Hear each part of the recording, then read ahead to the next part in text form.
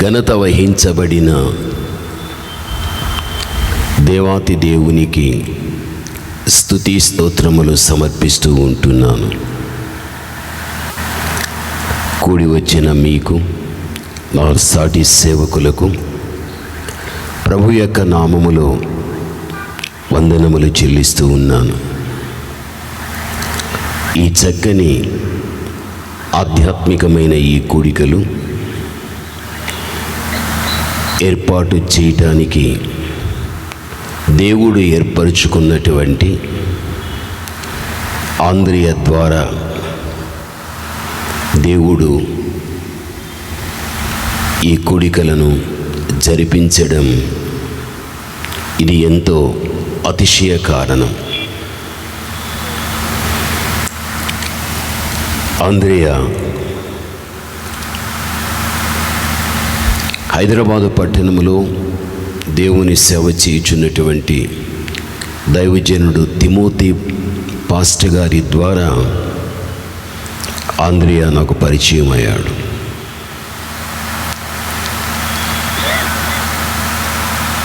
తాను పరిచయం అయినప్పుడు తన యొక్క జీవిత భవిష్యత్తులో తనకున్న సంకల్పం, భవిష్యత్తులో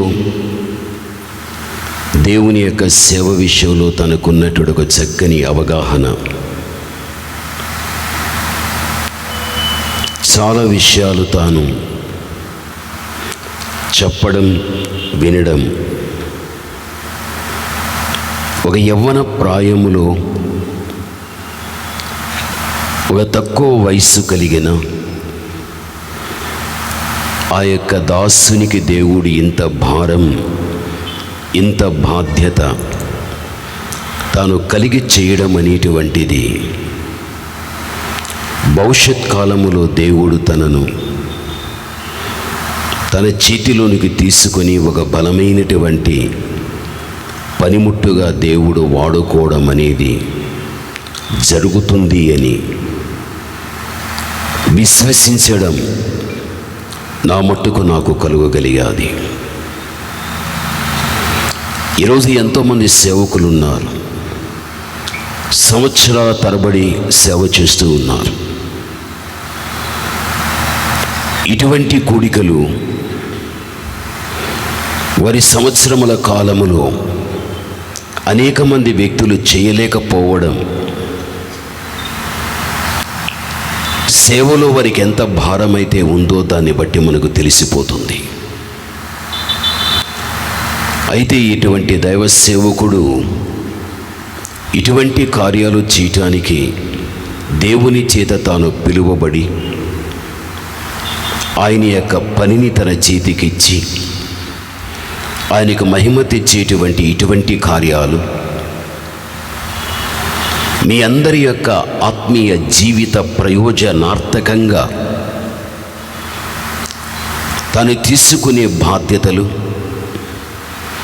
ఇవన్నీ కూడా దేవుని యొక్క దృష్టిలో తన సేవకుని విషయంలో దేవునికి ఉన్న ప్రణాళిక అని చెప్పడంలో సందేహం లేదు. ఇటువంటి దైవ సేవకులు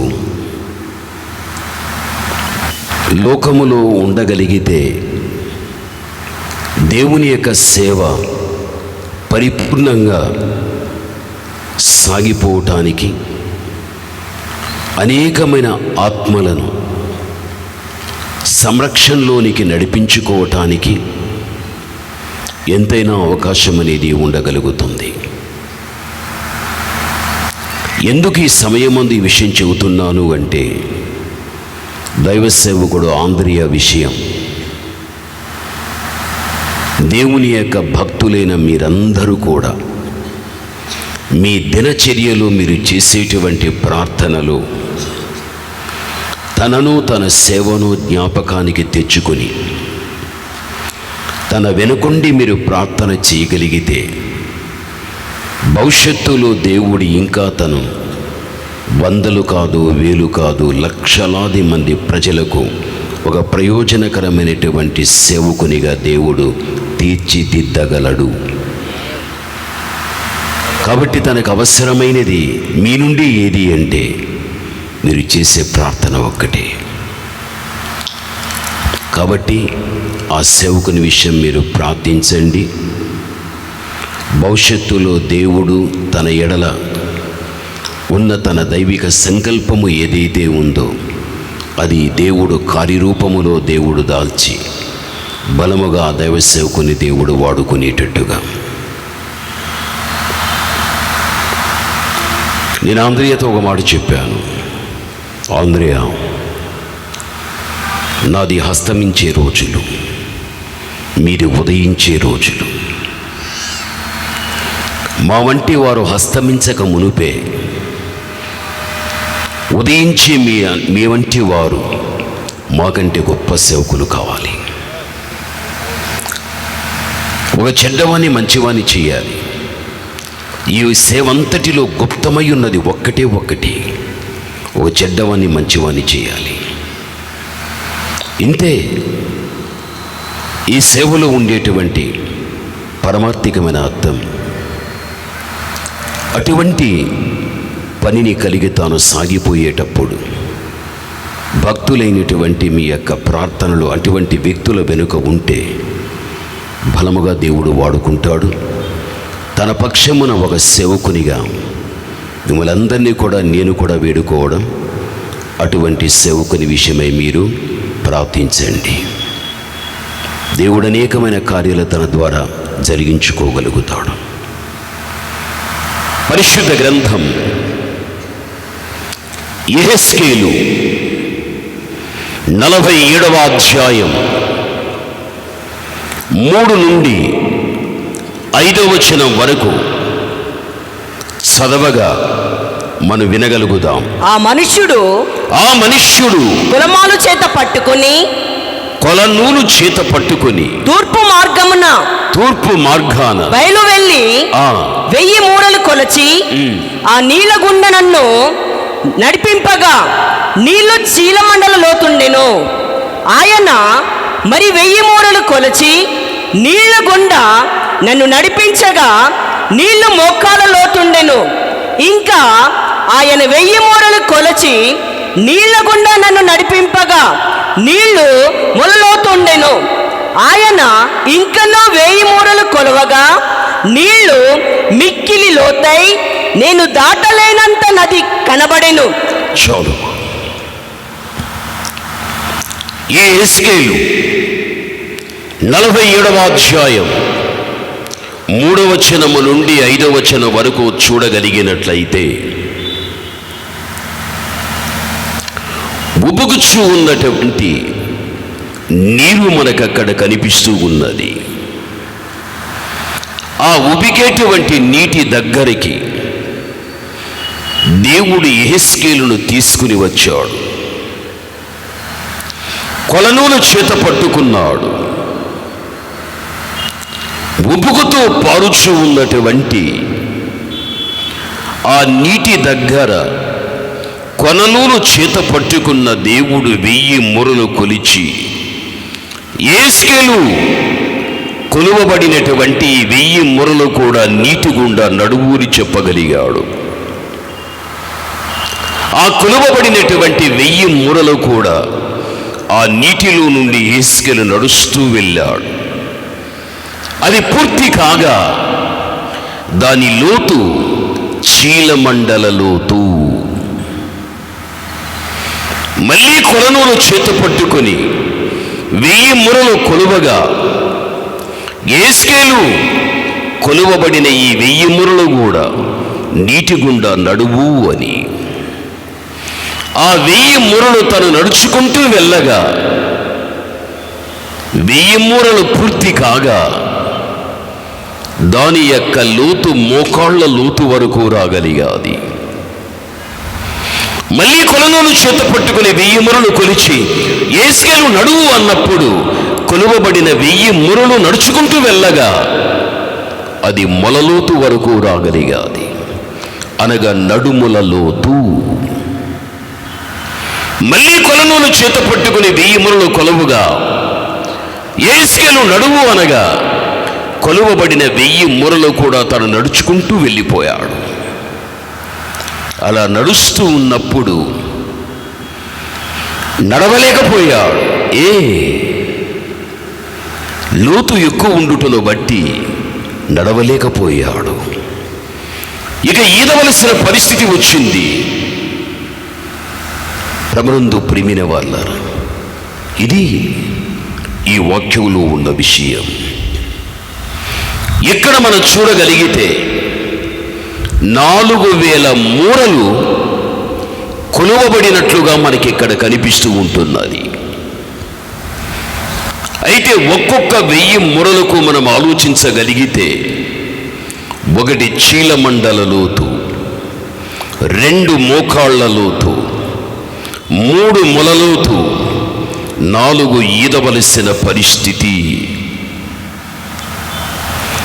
అసలుకి 4000 మూరలు ఏది? అసలుకి చీలమండలం ఏది? మోకాళ్ళు ఏది? నడుముల లోతు ఏది? ఈదవలసిన పరిస్థితి ఏది? పరిశుద్ధ గ్రంథం అక్షరార్థంతో కూడింది కాదు. పరిశుద్ధ గ్రంథం చరిత్రతో కూడింది కాదు. పరిశుద్ధ గ్రంథం ఆత్మ సంబంధమైన గ్రంథం. అక్షరార్థకంగా కనిపించిన, చరిత్రగా కనిపించిన, అందులో దాగి ఉన్న భావగర్భితమైన పరమార్థికమైన సత్యములను పరిశుద్ధాత్మ సహాయముతో వాటన్నిటినీ వెలికి తీసుకోగలిగితే, నీ అంతరంగముతో దాన్ని అందుకుంటే, నీ వ్యక్తిగత ఆత్మీయ జీవితం ఒక ఉన్నత ఔన్నత్య ఔదార్యంలోనికి వెళ్ళటానికి అవకాశం అనేది ఉంటుంది. ఇందులో సందేహం లేదు. అందుకే ఈ గ్రంథాన్ని ప్రపంచవ్యాప్తంగా చెదిరి ఉన్న క్రైస్తవ సమాజానికి ఆత్మ సంబంధంగానే దీన్ని పరిచయం చేయాలి. ఆత్మ సంబంధముగానే దీన్ని బోధించాలి. అప్పుడే ప్రతి వ్యక్తి కూడా ఆ వాక్య ఆధారాన్ని బట్టి తన ఆత్మీయ జీవితాన్ని అంతకంతకు వృద్ధి చేసుకొని ఒక పరిపూర్ణతలోనికి వెళ్ళటానికి అవకాశం అనేది కలుగగలుగుతుంది. ఈ రోజున క్రైస్తవ సమాజం ధరిలోనే ఉంటున్నారు, కానీ లోతులోనికి వెళ్ళలేదు. అంటే దాని అర్థం ఒక నామకార్థపు యొక్క క్రైస్తవులుగానే మిగిలిపోయారే, కానీ ఒక నిజమైనటువంటి క్రైస్తవుడను, ఒక నిజమైన క్రైస్తవురాలను అని చెప్పుకునేటువంటి పరిస్థితి ఈ రోజున క్రైస్తవ సమాజంలో కనిపించలే, అగుపించలే. ఎంత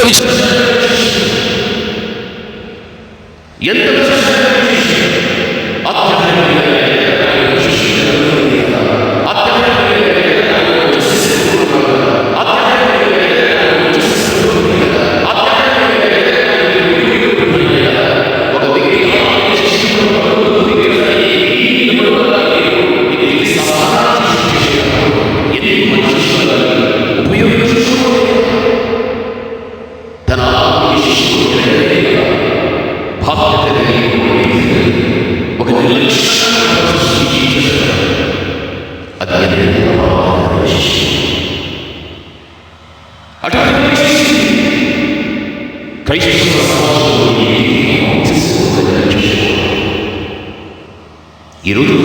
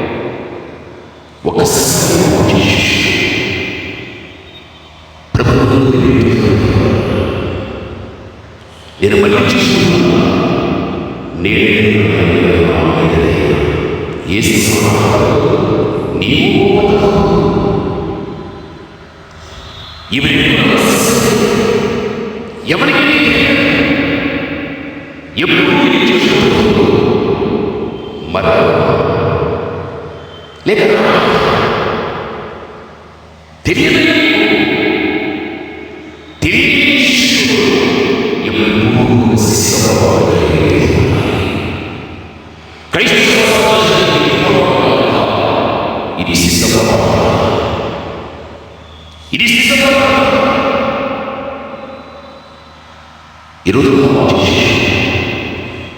ప్రభు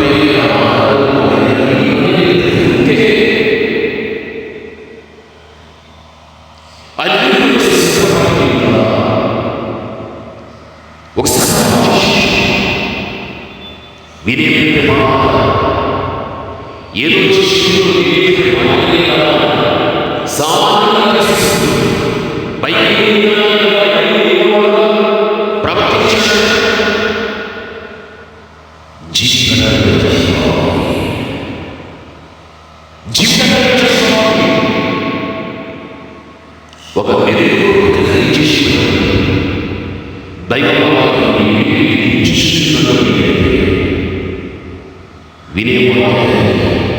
నా జీవితం సరిపోతుందా లేదా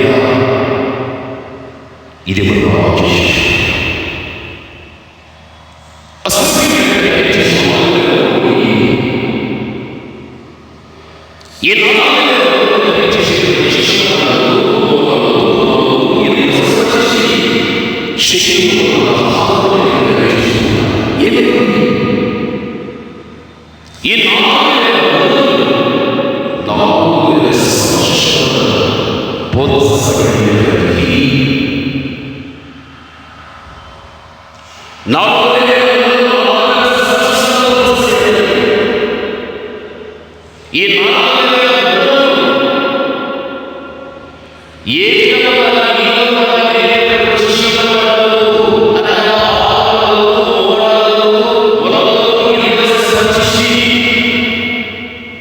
అదే 4000 సంవత్సరములలో పాదాల లోతు, మోకాళ్ల లోతు, మొలలోతు ఈదవలసిన పరిస్థితి సంభవించిన వ్యక్తులు మనకు కనిపిస్తున్నారు. చీలమండల లోతుకు సంబంధించిన వ్యక్తి ఎవరు? మోకాళ్ల లోతుకు సంబంధించిన వ్యక్తి ఎవరు? ఈదవలసిన పరిస్థితికి సంబంధించిన వ్యక్తి ఎవరు? మొలలోతుకు సంబంధించిన వ్యక్తులు ఎవరు అని మనము చూడగలిగితే గమనించాలి. ఆదాము నుండి హానోకు వరకు 1000 సంవత్సరాలు, హానోకు నుండి అబ్రహాము వరకు 1000 సంవత్సరములు, అబ్రహాము నుండి సొలొమోను వరకు 1000 సంవత్సరాలు, సొలొమోను నుండి యేసుక్రీస్తు వరకు 1000 సంవత్సరములు, మొత్తం 4000 సంవత్సరములు. 4000 మూరలలో చీలమండలానికి సంబంధించిన వ్యక్తి హానోకు, మోకాళ్ల లోతుకు సంబంధించిన వ్యక్తి అబ్రహాము, మొలలోతుకు సంబంధించిన వ్యక్తి సొలొమోను, ఈదవలసిన పరిస్థితి దానికి సంబంధించిన వ్యక్తి యేసుక్రీస్తు ప్రభువు. 4000 మూరలలో శరీరములోని భాగాలు కనిపిస్తున్నాయి. 4000 సంవత్సరముల కాలములలో ఈ భాగాలకు సంబంధించిన వ్యక్తులు కనిపిస్తూ ఉంటున్నారు. ఈ 1000 మూరలే 1000 సంవత్సరములు. ఈ 1000 మూరలు నడవగా పాదాల లోతుకు సంబంధించిన వ్యక్తి ఆదాము నుండి హానోకు వరకు 1000 సంవత్సరములు. ఆ కాలములో కనిపించిన వ్యక్తి ఎవరు అంటే హానోకు. ఇతడు పాదములకు సంబంధించిన వ్యక్తి. హానోకు ఎలా పాదాలకు సంబంధించిన వ్యక్తి? నువ్వు స్త్రీవైనా నువ్వు పురుషుడు అయినా పాదములు దేనికి పోల్చబడినవి అంటే రెండింటికి పోల్చబడ్డాయి. నీ పాదముతో వేసే అడుగు ఒకటి మంచిది, అదే పాదముతో వేసే అడుగు చెడ్డది. ఈరోజు లోకములో అనగా ఈ బాహ్య ప్రపంచములో చెదిరి ఉన్నటువంటి కొద్దిమంది వ్యక్తులు వారి పాదపు యొక్క అడుగులు మంచివిగా ఉంటాయి. మరికొంతమందిని చూడగలిగితే వారి పాదపు అడుగులు చెడుగా ఉండగలుగుతాయి. ఈరోజు నువ్వు ఆలోచించు, నువ్వు వేసేటువంటి అడుగు దేవునిదై ఉన్నదా, మంచిదై ఉన్నదా? నువ్వు వేసేటువంటి అడుగు ఎక్కడైనా చెడ్డదై ఉన్నదా, లోకానికి సంబంధించినదై ఉన్నదా, అపవాదికి సంబంధించినదై ఉంటున్నదా? ఒక్కసారి ఆలోచించు. బైబిల్లో హానోకు అతడు జీవించినది 365 సంవత్సరములు. అందులో 65 సంవత్సరములు దేవుడు ప్రక్కన పెట్టి 300 సంవత్సరములు మాత్రమే ఆయనతో నడిచినట్లు దీనిలో లిఖితపరిచేశాడు. 300 సంవత్సరములు హానోకు దేవునితో కూడా నడిచెను.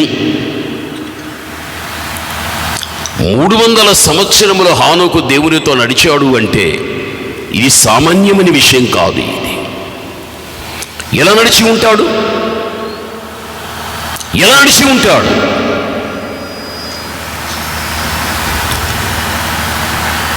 ఎవరైనా బోధించారా హానోకు? హానోకు ఎవరైనా బోధించారా? హానోకు నీవు దేవునితో కూడా నడవవయ్యా అని. 300 సంవత్సరాలు దేవునితో నడవడం అనేది సామాన్యమైన విషయం కాదు. ఎలా నడిచాడు తెలుసా? యూదా పత్రిక 14-15 వచనాలు నీవు చూడు. యూదా పత్రిక 14వ వచనం చదువుకుందాం. త్వరగా చదువుదాం. ఫస్ట్ గారు మీరు తీసినా కూడా చదివేయండి. ఆదాము మొదలుకొని 7వ వాడైన హానోకు కూడా. చూడండి, ఆదాము మొదలుకొని 7వ వాడైనటువంటి హానోకు. ఆదాము మొదలుకొని 7వ వాడైనటువంటి హానోకు. హానోకు జీవించిన కాలములో ఆదాము బ్రతికే ఉన్నాడు. ఆదాము చనిపోలే. హానోకు బ్రతికే ఉన్నాడు.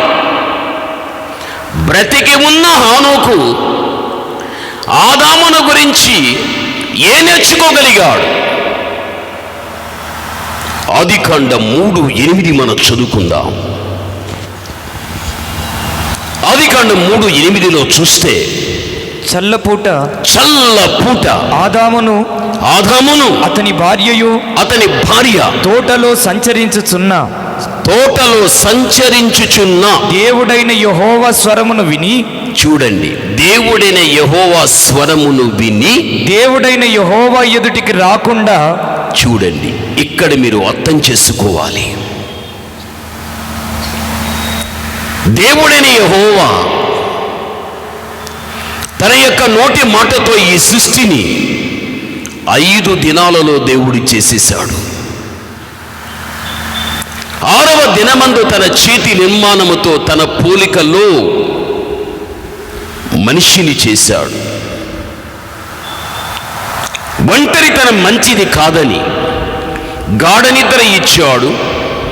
తనలోని మాంసము ఎముక తీసి స్త్రీనిగా చేశాడు.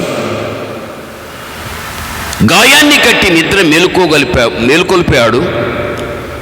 వెంటనే ఆమెను చూచి, నీవు నాలో నుండి తీయబడిన దానివి కాబట్టి నారీ. సృష్టిలో ప్రథమ ఫలం మీరు నివసించటానికి దేవుడు ఒక చక్కని తోట, అది వారికి నివాసయోగ్యమైన స్థలం. ఇక్కడే మీరు కాపురముండుడి. దేవుని మూలమున కలిగినటువంటి ఏదేను యొక్క తోటలో దేవుడు చల్లపూట ప్రతిరోజు దివిని విడిచేవాడు, భూమికి వచ్చేసేవాడు. దివిని విడిచి భూమికి వచ్చిన క్రీస్తు ప్రభు దేవాతి దేవుడు ఆ తోటలో ఏం చేసేవాడు? పాస్టర్ గారు, తోటలోనికి వచ్చిన యేసు ప్రభు ఏం చేసేవాడు? సంచరించాడు. ఏం చేశాడు? సంచరించాడు. తోటలో నడిచాడు. ఏ దేవుడైతే తోటలోనికి వచ్చి సంచరించాడు, నడిచాడో ఆ తోటలో ఉన్నటువంటి ఆదాము హవ్వ కూడా ఆయన సంచరించుచూ ఉండగా ఆయనతో పాటు వీరు కూడా సంచరించిరి. ఆ తోటలో నడుస్తూ ఉండగా వీరు కూడా ఆయనతో పాటు నడవగలిగిరి. తోటలో ఆయన వెళుతూ ఉండగా వీరు వెళ్ళగలిగిరి. బైబిల్ చెబుతుంది, ఆదాము మొదలుకొని 7వ వాడైనటువంటి హానోకు 300 సంవత్సరములు దేవునితో నడిచాడు అంటే హానోకు బ్రతికి ఉన్న కాలములోనే ఆదాము కూడా బ్రతికి ఉన్నాడు కాబట్టి హానోకు ఆదాముని గురించి తెలుసుకోగలిగాడు. తోటలోనికి వచ్చినటువంటి దేవాతి దేవుడు తోటలో సంచరించేటప్పుడు ఆదాము హవ్వ కూడా ఆయనతో కూడా సంచరించిరి. ఆ నడిచేటప్పుడు ఆయనతో పాటు కూడా నడవగలిగిరి. నేనెందుకు ఆదాము లాగా నేను దేవునితో నడవకూడదు? ఆదామును మాదిరిగా తీసుకున్నాడు. సంచరించే దేవునితో కూడా సంచరించగలిగాడే ఆదాము. నడిచే దేవునితో నడిచాడే. తను బ్రతికి ఉన్న కాలములో బ్రతికి ఉన్నటువంటి ఆదామును జ్ఞాపకము తెచ్చుకున్నప్పుడు నేనెందుకు నడవకూడదు నా దేవునితో? ఆదాము గురించి తెలుసుకున్నటువంటి హానోకు చివరికి తాను కూడా నడవటానికి సిద్ధమైపోయాడు. అప్పుడు ఎలా నడిచాడు తెలుసా? ఒకసారి మీకు అర్థం అవటానికి చూద్దా. పాస్టర్ గారు కొంచెం వస్తారా?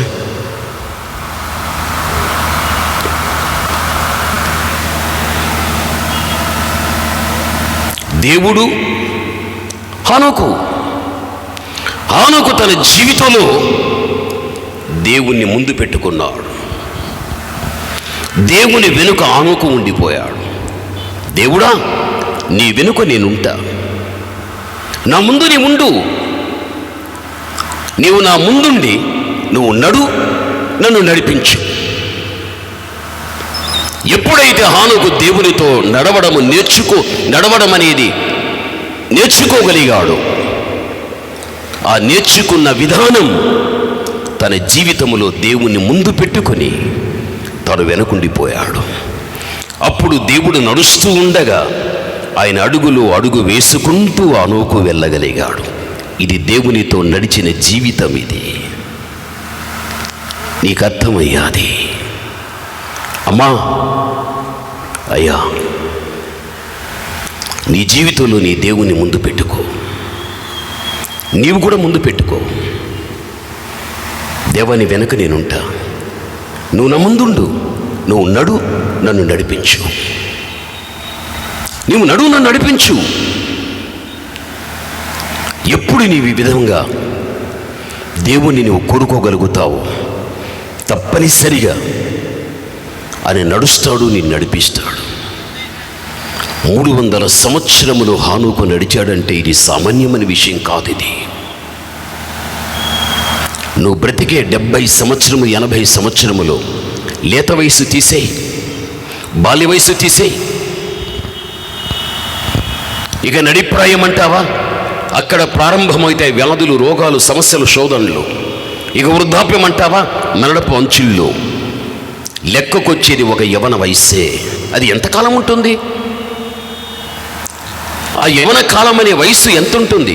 ఆ తక్కువ కాలము, ఆ తక్కువ సంవత్సరములలో కూడా మనము దేవునితో నడవలేకపోతున్నాము అంటే ఎంత మనము ఆయన వెంబడించడంలో వెనుకబడిపోతున్నామో ఒక్కసారిగా నీవు ఆలోచించవలసిన విషయం. హానోకు నడిచిన తర్వాత జరిగిన విషయం ఏంటి తెలుసా? ఈ లోకపు యొక్క మరణాన్ని చూడకుండా సజీవంగానే వెళ్ళిపోయాడు. దేవునితో నడిచేవాడు మరణమును చూడడు, వాడు కొనిపోబడుతాడు. అమ్మ, నీవే దేవునితో నడిస్తే, అయ్యా నీవే దేవునితో నడిస్తే మరణాన్ని నీవు చూడవు. ఏ మరణం? రెండవ మరణాన్ని నీవు చూడవు. రెండవ మరణం నీ మీద పరిపాలించదు. హానోకు నడిచాడు, ఈ లోక మరణాన్ని చూడలేదు, సజీవంగానే మహిమ దేహముతో వెళ్ళిపోయాడు. కారణం ఒక్క దేవునితో నడిచిన కారణాన్ని బట్టి. నీవే కాన నడవడము జరిగితే దేవునితో, రెండవ మరణము నీ మీద పరిపాలన చెయ్యదు. ఒకరోజు నీవు సజీవంగా దేవుని దగ్గరికి వెళ్ళిపోయేటువంటి పరిస్థితులు ఎదురు కాగలుగుతాయి. నువ్వు బ్రతికి ఉన్న కాలములో యేసు వస్తే, దేవునితో నడిస్తే వచ్చే ఆశీర్వాదం ఎంత గొప్పదో ఒకసారి ఆలోచించు. బైబిల్లో నీవు చూడు, ఇర్మియా 12వ అధ్యాయం 5వ వచనములో మనం చూడగలిగితే బైబిల్ ఈ విధంగా మనకు చెబుతూ ఉంది. నీవు పాదచారులతో పరుగెత్తగా వారు నిన్ను అలయగొట్టిరి గదా. నీవు రౌతులతో ఎలాగ పోరాడుదువు. నెమ్మది కలిగిన స్థలమున నీవు క్షేమముగా ఉన్నావు కదా. యోర్దాను ప్రవాహంగా వచ్చుచున్నప్పుడు నీవేమి చేయుదువు. నీవు ఏం చేయగలుగుతావు? ఇక్కడ మనం ఇర్మియా 12:5లో చూడగలిగితే, నీవు పాదచారులతో పరిగెత్తగా వారు నిన్ను అలయగొట్టిరి కదా. ఇంకా నువ్వు రౌతులతో ఎలా పరిగెత్తగలవు? నెమ్మదిగా క్షేమంగా ఉన్నప్పుడే నీవేమాత్రం కానీ ముందుకు వెళ్ళలేదే. యోర్దాను ప్రవాహం ఎదురైతే నువ్వెలా పరిగెత్తగలుగుతావు? ఈ వాక్యంలో ఉన్న విషయం ఇది. ఇక్కడ మనం గమనించాలి. నీవు పాదచారులతో పరిగెత్తగా వారు నిన్ను అలయగొట్టిరి కదా. దీన్ని బట్టి మనం చూడగలిగితే, ప్రభునందు ప్రియమైనటువంటి వాళ్ళారా, పాదచారులతో పరిగెత్తడం, అలయగొట్టడము అనేటువంటి అర్థం కావటానికి మీకు ఒక్క విషయం చెబుతా. పాస్టర్ గారు ఏమనుకోరు కదా? రండి మీరు రండి పాస్టర్ గారు, మీకు అర్థం అవటానికి చెబుతా. రండి పాస్టర్ గారు. ఇప్పుడు మన ఆంధ్రేయ, మన పాస్టర్ గారు ఇద్దరికి పందెపు రంగం పెట్టాడు. ఈ పరుగు పందెంలో మీరు ఎవరు గెలవగలుగుతారో వారికి మంచి బహుమానం.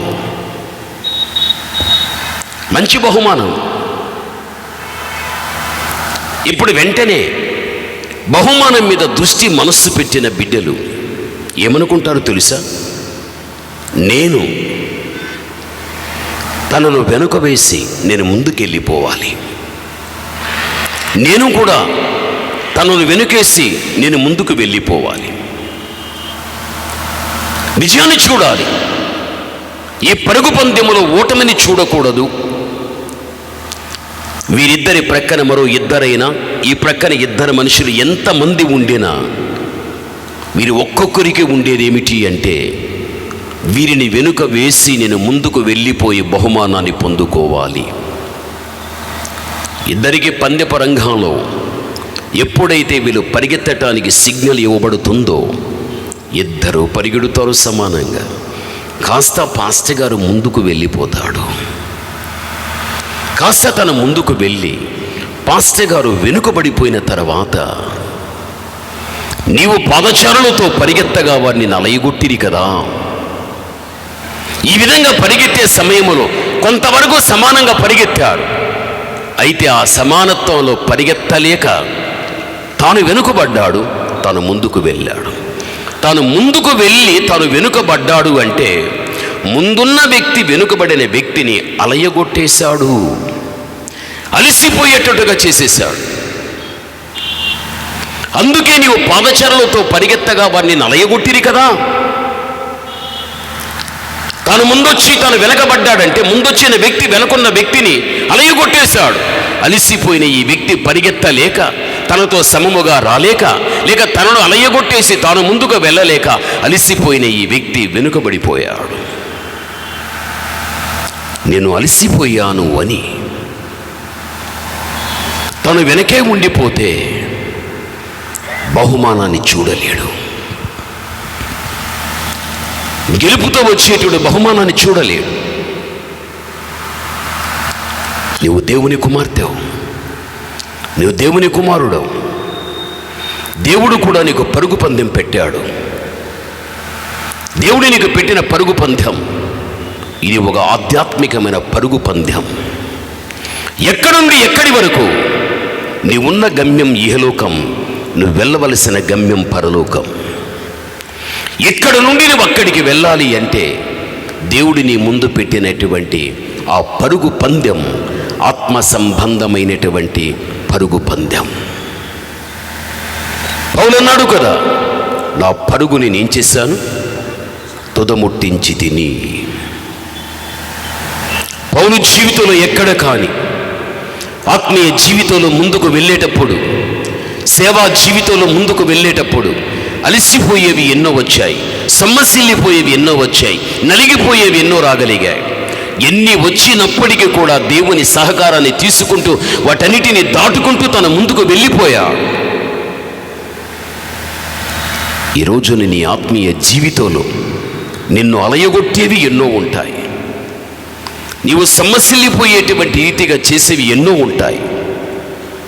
అయినా నీ యొక్క ఆత్మీయ పందెపు రంగంలో నన్ను అలయగొట్టేవి, నన్ను సొమ్మసిల్లిపోయేటట్టుగా చేసేవి ఎన్నో ఉన్నాయని, వాటి కారణాన్ని బట్టి ఎక్కడ కానీ నీవు వెనుకబడిపోయిన వ్యక్తిగా ఉండకుండా నువ్వు పరిగెత్తే వ్యక్తిగానే ఉండాలి. వీటన్నిటినీ దాటుకుంటూ 300 సంవత్సరాలు దేవునితో కూడా నడిచాడు అంటే హానోకు సమస్యలు ఉండవా?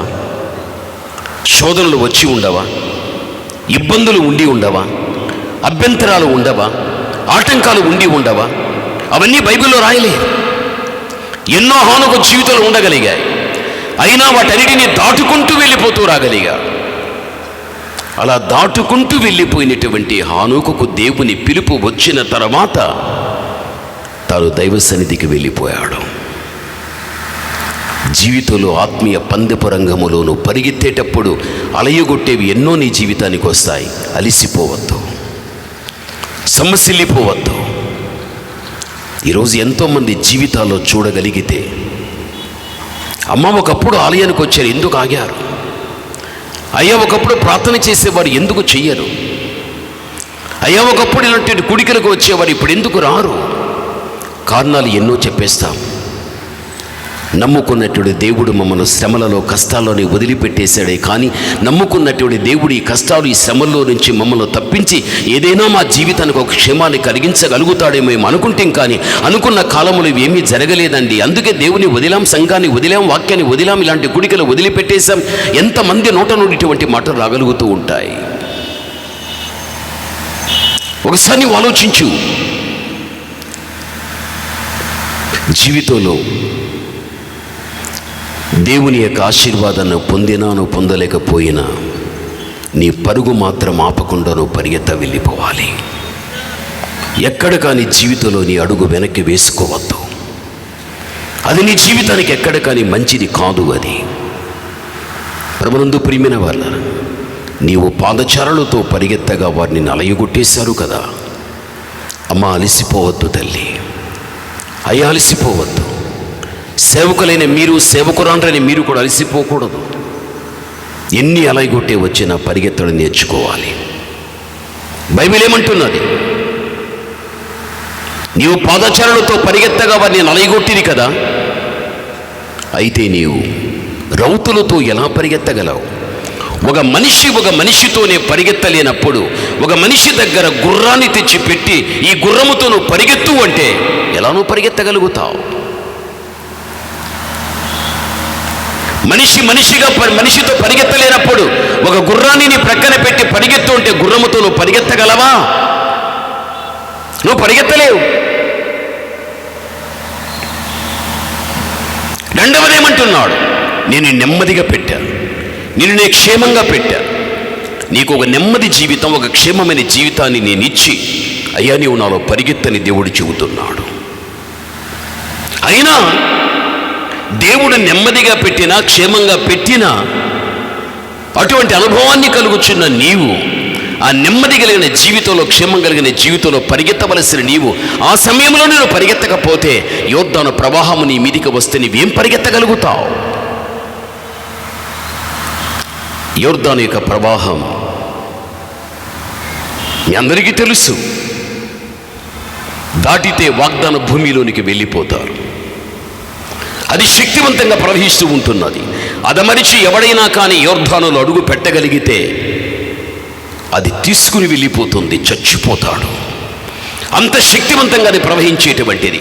అదే రీతిగా యోర్దాను ప్రవాహము ఎంత శక్తివంతంగా పారుతూ ఉన్నదో అదే రీతిగా మన ఆత్మీయ జీవితములో శ్రమల ప్రవాహము నీ మీదికి రాగలిగినట్లయితే అప్పుడు నీవేం పరిగెత్తగలుగుతావని దాని అర్థం. నెమ్మదిగా పెట్టా, క్షేమంగా పెట్టా, ఆశీర్వాదాన్ని ఇచ్చా, మేళ్లతో నింపాను, నువ్వు అడిగినా నువ్వు అడగకపోయినా సమస్తాన్ని నీకిచ్చా, నీకిచ్చి నీవు నాలో నడువు అన్నప్పుడు నీవు ఆ పరిస్థితుల్లో ఉండే నువ్వు నడవలేకపోతే యోర్దాను ప్రవాహం వలె శ్రమలు నీ మీదికి రాగలిగితే ఆ శ్రమలో నువ్వేం పరిగెత్తగలుగుతావు?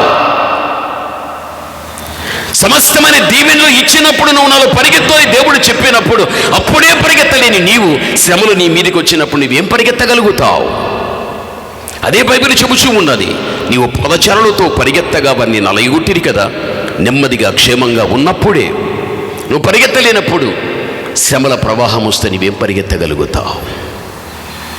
ఈరోజు ఆలోచించు. దేవుని మేలు ఎంత పొందుకున్నావు? దైవాశీర్వాదాలు ఎన్ని అందుకున్నావు? ఈరోజు నీ యొక్క జీవితంలో నీ వెనుకటి రోజుల్లో ఉన్న పరిస్థితి ఈ దేవుడు ఈ రోజుల్లో నీవు పెట్టలేదు. కొన్ని సంవత్సరాల క్రితం నువ్వు వెనకటి రోజులు నీవు చూడు, పేదరికమే, ఏమీ లేని వారమే, అన్నిటిలో కూడా మనము దారిద్ర్యతలో ఉన్న వ్యక్తులమే. ఆ వెనకటి రోజుల్లో ఇంత హీనమైన జీవితాన్ని జీవించిన మనం అప్పటి జీవితములాగా ఇప్పుడు దేవుడు పెట్టలేదే. అప్పుడు ఉన్నట్టుగా ఇప్పుడు నేను లే. అప్పుడు అన్నిటిలో కూడా లేమి కలిగిన వ్యక్తిని, ఇప్పుడైతే అన్నిటిలో కూడా కలిమి కలిగిన వ్యక్తిని. ఎక్కడో ఉన్న నిన్ను దేవుడు ఈ రోజున ఇంత స్థితికి తెచ్చినప్పుడు ఆ తెచ్చిన దేవుడు నీ నుండి ఆశించేది ఏమిటి అంటే నువ్వు నాలో పరిగెత్తు. మనం పరిగెడుతున్నామా?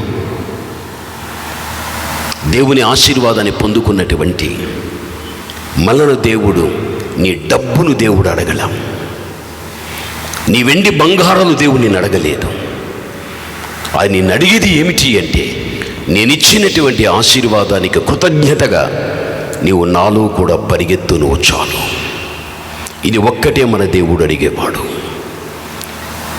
ఈరోజు నువ్వు పరిగెడుతున్నావా? పరిగెత్తలేదా? ఆగిపోయావా? ఒకవేళ నువ్వు పరిగెత్తేటప్పుడు నిన్ను అలయుగొట్టే శోధనలు నీకు వచ్చినప్పుడు వాటి కారణాన్ని బట్టి నేను పరిగెత్తలేక ఆగిపోతేనే నీ చెప్పుకునే పరిస్థితుల్లో నీవు ఉంటున్నావా? అలా అభ్యంతరాన్ని కలిగించేవి నీ పరుగు పంద్యంలో ఎన్ని ఉండినా దేవుని దగ్గర ప్రార్థించి దేవా వాటిని తొలగించు ప్రభు, నేను చక్కగా నేను పరిగెత్తేటువంటి హానోకు వంటి జీవితాన్ని నాకు దయచేయి. నీవు అడగాలి.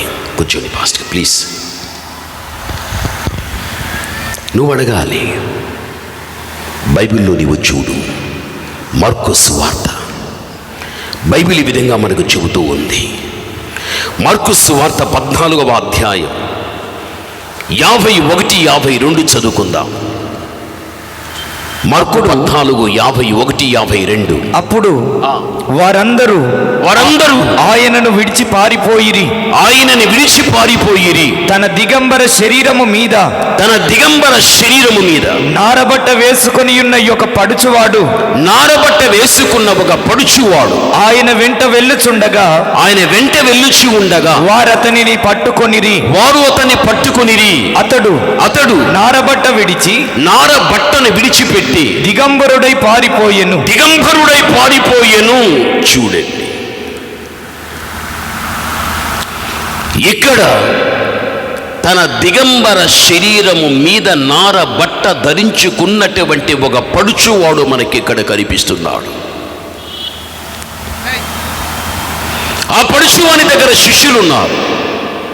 ఆ శిష్యుల దగ్గరనే పడుచువాడు ఉంటున్నాడు. రోమియులు వచ్చి క్రీస్తుని పట్టుకున్నారు. క్రీస్తుని ఎప్పుడు పట్టుకున్నారో శిష్యులందరూ ప్రభుని విడిచిపెట్టి పారిపోయారు. అయితే దిగంబర దేహము మీద నారబట్ట ధరించుకున్న పడుచువాడు మాత్రం పరిగెత్తలేదు. వాడక్కడే ఉండిపోయా. వాడక్కడే ఉండి ఏం చేస్తున్నాడు? మళ్ళీ చదువు నాయన. అప్పుడు వారందరూ ఆయనను విడిచి పారిపోయిరి. తన దిగంబర శరీరము మీద నారబట్ట వేసుకొని ఉన్న ఒక పడుచువాడు ఆయన వెంట వెళ్ళుచుండగా, చూడండి చాలు, ఆయన వెంట వెళ్ళుచూ ఉండగా ఈ పడుచువాడు వెలుచున్నాడు. మత్తయి, మార్కు, లూకా, యోహాను ఎవడో ఈ పడుచువాడు చెప్పలేదు బైబిల్లో. ఇతని పేరు లేదు బైబిల్లో. పడుచువాడుని విడిచిపెట్టేశారు. శిష్యులందరూ వెళ్ళిపోయారు. వీడు మాత్రం పడుచువాడు నిలిచిపోయాడు. ఆయన వెంట వెళుతూ ఉన్నాడు. ఈ సందర్భాన్ని చూస్తే ప్రభుతో కూడా వెళుతున్నప్పుడు ఒకవేళ నన్ను పట్టుకుంటారేమో, పట్టబడిన క్రీస్తు ప్రభుల వారికి సంభవించే శ్రమ ఎటువంటిదో ఆ శ్రమ కూడా నాకు రాగలుగుతుందేమో, దాని గురించిన ఆలోచన ఏమీ లేకుండా అతడు ప్రభువుతో పాటు వాడు వెళ్ళిపోతూ ఉంటున్నాడు. వీడు ఎంత మంచివాడు, శిష్యుల కంటే ఎంత మంచివాడు అని మనం అనుకోగలుగుతాం. కొంత దూరం ప్రభువుని వెంబడించాడు. ఆ తరువాత ఆ యొక్క పడుచువాని దిగంబర దేహము మీద ఉన్నటువంటి ఆ నారబట్టను ధరించుకొని వెళ్ళేటప్పుడు పట్టుకున్నారు. ఆ వ్యక్తిని పట్టుకున్న వెంటనే తన దిగంబర దేహం మీద ఉన్న నార బట్టను వారి చేతికి అప్పగించి దిగంబరుడై పారిపోయాడు. అరే, దిగంబరి అయిపోతే సిగ్గు కాదా? అవమానము కాదా? పరిగెత్తేటప్పుడు చూసే వ్యక్తులు నన్ను ఎంత హేళన చేస్తారు, తలదించుకునేంత పరిస్థితి కదా అని అనుకోలేదు. పట్టుకున్న వెంటనే దిగంబర దేహం మీద ఉన్న నారబట్టను అప్పగించి దిగంబరుడై పారిపోయాడు. ఈ వ్యక్తి ఎవరో కాదు, మార్కు. ఈ వ్యక్తి మార్కు. తనను గురించి తానే మార్కు రాసుకోగలిగాడు. ఇంకెవరో పడుచువాడు కాదు. అందుకే ఇతడు పారిపోయిన పడుచువాడు అని చెప్పవచ్చు. ఈరోజు నువ్వు ఆలోచించు. యేసుక్రీస్తు సమీపించేటువంటి రాకడ గడియలో ఆత్మీయ జీవితంలో సాగుచూ ఉన్నప్పుడు, భూనివాసుల ద్వారా నీకు అభ్యంతరాలు వచ్చినప్పుడు, వారి నుండి ఒక్కొక్కసారి ప్రమాదాలు ఎదురైనప్పుడు, ప్రభుని నమ్ముకున్న కారణాన్ని బట్టే కదా ఈ ప్రమాదం, ఆయనని వెంబడించుటను బట్టియే కదా ఇటువంటి ప్రమాదాలు భూనివాసుల ద్వారా వస్తున్నాయి. మనకెందుకు ఈ పరిస్థితి? అలా ప్రభుని విడిచిపెట్టి మనము నెమ్మదిగా ఉండిపోతే సరిపోతుంది కదా అన్న ఆలోచన క్రైస్తవ సమాజములో పుట్టుకొచ్చే రోజులు ప్రస్తుతం ఇక ముందున్న రోజుల్లో కలుగుతుంది.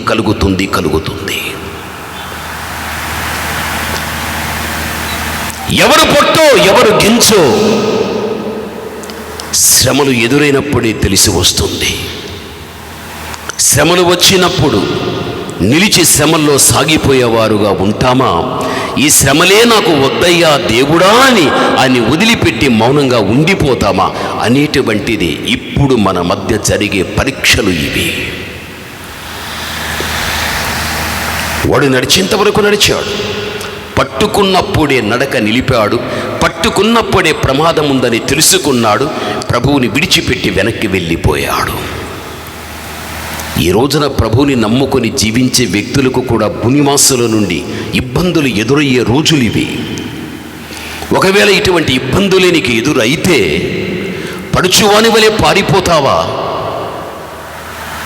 లేకపోతే ప్రభువు కోసం వచ్చే శ్రమలు ఏవైనా కానీ అని శ్రమలు పడుతూ సాగుతావా? నువ్వు దైవజనుడవైనా, నువ్వు సంఘ పెద్దవైనా, సంఘంలో ఉండే సభ్యుడవైనా ఆలోచించుకో. దేవునికి ఇష్టం, ఆయన వెంబడించడం దేవునికి ఇష్టం. సువార్త భాగాల్లో చూడండి, దేవుడు తన నోరు తెరిచి ఆయన అడుగుతూ ఉన్నాడు. ఏమని అడుగుతున్నాడు తెలుసా? అదే బైబిల్ గ్రంథం నీవు లూకాసు వార్తలో నీవు చూస్తే 9వ అధ్యాయం 59వ వచనాన్ని నీవు చూడు. లూకా 9:59. ఆయన మరి ఒకనితో నా వెంట రమ్మని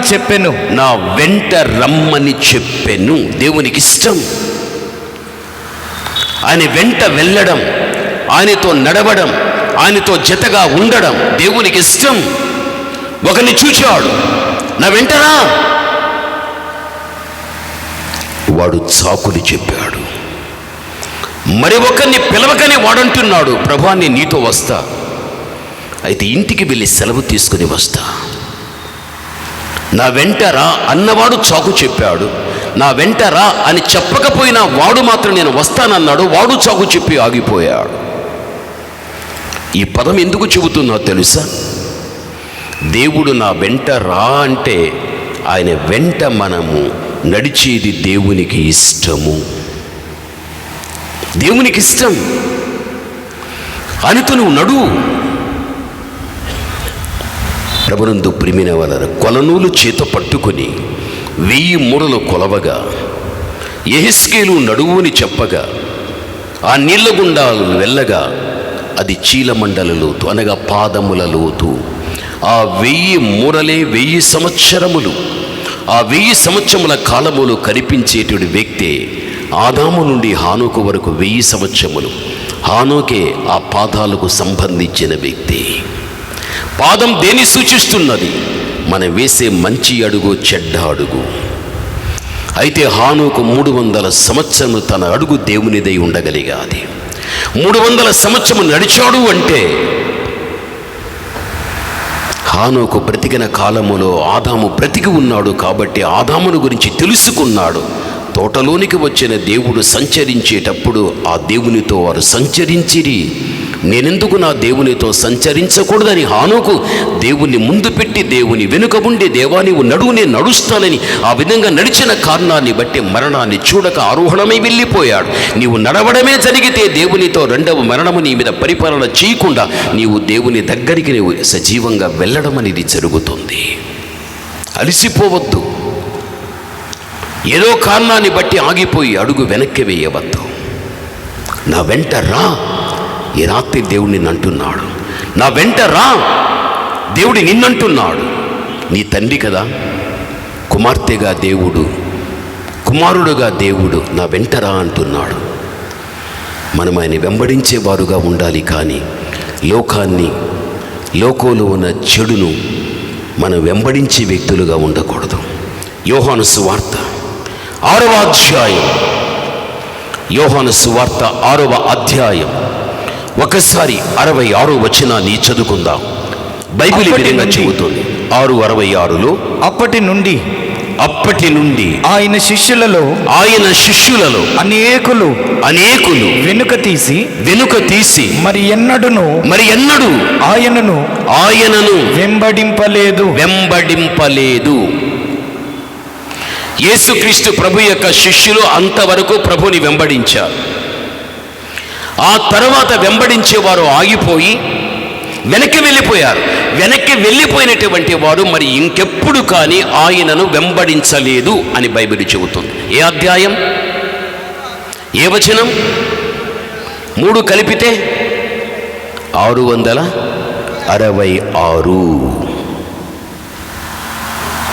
అధ్యాయం 6, వచనం 66. 3 కలిపితే 666. అందులో కనిపించిన విషయం, అప్పటి వరకు శిష్యులు యేసుతో కూడా నడుస్తూ ఉన్నవారు ఆగిపోయిన వారు తిరిగి వెనక్కి వెళ్ళిపోయిరి. ఇంకా వెళ్ళిపోయిన వారు ఇంకెప్పుడు కానీ ముందుకు వెళ్ళి ప్రభుతో నడవలేదు. బైబిల్ చెబుతుంది. ప్రభునందు ప్రియమైనటువంటి వారులారా, ఈ వాక్యాన్ని బట్టి మనం చూడగలిగితే యేసుక్రీస్తు ప్రభు వస్తాడు. భూమి మీద ఉన్నటువంటి పరిశుద్ధులు ఎత్తబడుతారు. పాపిష్టి జనాంగం ఆగిపోతుంది. ఆగిపోయిన వెంటనే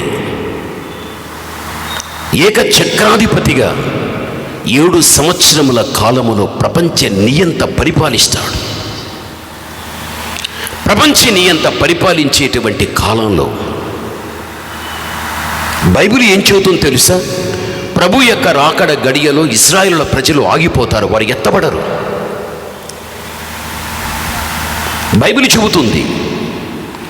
అది 2వ కొరింథీయులకు రాసిన పత్రిక 3వ అధ్యాయం 14-15 ఇంటికి వెళ్ళి నువ్వు చదువుకో. ఇశ్రాయేలులు ఎందుకు ఆగిపోతారు? వారింకా ప్రభుని నమ్మలేదు. వారింకా ధర్మశాస్త్రపు యొక్క కాడి క్రిందనే వారు ఉంటున్నారు. ఒక్క ప్రభువుని వారు నమ్మని కారణాన్ని బట్టి ప్రభు యొక్క రాకడలో ఇశ్రాయేలులు ఆగిపోతారు. వారు ఆగిపోయినటువంటి తర్వాత నియంత యొక్క పాలన క్రింద పాపులైన వారు ఇశ్రాయేలులు కూడా వారి యొక్క పాలనలో ఉంటారు. నామకార్థ క్రైస్తవులు కూడా ఆగిపోతారు. అది ప్రకటన గ్రంథం 6వ అధ్యాయం 9-11 వరకు ఇంటికి వెళ్ళి చదువుకో. నామకార్థ క్రైస్తవులు ఆగిపోతారు. అయితే ఎప్పుడైతే ప్రపంచ నియంత ఆగిపోయిన వ్యక్తుల్ని పరిపాలించడం అనేది జరుగుతుందో ఆ పరిపాలన విధానం అనేది చాలా కటువుగా ఉంటుంది. ఆ సందర్భంలో జరిగే విషయం ఏమిటి అంటే, దానియేలు ప్రవచించిన ప్రవచనం ఏదైతే ఉందో, క్రీస్తు లోకానికి వచ్చినప్పుడు ఆ ప్రవచనాన్ని ఎత్తి చూపించాడు ఆ రోజుల్లో అనేకులకు. ఆ ప్రవచనం ఏమిటి అంటే, నాశనకరమైన హేయ వస్తువు పరిశుద్ధ స్థలములో పెట్టబడినప్పుడు చదువువాడు గ్రహించుగాక అని దానియేలు ద్వారా దేవుడి ఈ మాట పలికించాడు. క్రీస్తు వచ్చినప్పుడు అదే మాటను ఉచ్చరించినట్లుగా వాక్యంలో మనం చూస్తూ ఉన్నాం. అసలుకి నాశనకరమైన హేయ వస్తువు ఏది? అసలుకి పరిశుద్ధ స్థలము ఏది? అసలుకు చదువువాడు గ్రహించుగాక. ఏం చదివి ఏ గ్రహింపు వచ్చాది? నాశనకరమైన హేయ వస్తువు ఏది అంటే ప్రపంచ నియంత యొక్క విగ్రహం, వాని ప్రతిమ. వాని పాలన ప్రారంభమైన తర్వాత ఏది దేవుడు అని చెప్పబడుచు ఉండగలిగాదో ఆ నిజదేవుడు లోక రక్షకుడైన క్రీస్తు ప్రభువుని ఎంత వరకు కూడా మరుగు చేయాలో అంత మరుగు చేసి ఆ దేవుని ప్రసక్తే లేకుండా చేస్తాడు. ఇక చిట్ట చివరికి నేనే దైవం, మానవుడైనటువంటి వాడు నేనే దైవమని ఎప్పుడైతే తన్ను తానుగా లోకానికి తెలియపరుచుకుని లోకములో ప్రపంచ నియంత కొనియాడబడు వాడుగా ఒక పూజ్యనీయుడుగా కావడము జరగగలుగుతుందో అప్పుడు వీడు వీని ప్రతిమను చేయించి పరిశుద్ధ స్థలములో పెడతాడు. ఆ పరిశుద్ధ స్థలమే యెరూషలేము దేవాలయం. ఎప్పుడు ఆ దేవాలయములో వీని ప్రతిమను పెట్టడం జరుగుతుందో అదే నాశనకరమైన హేయ వస్తువు.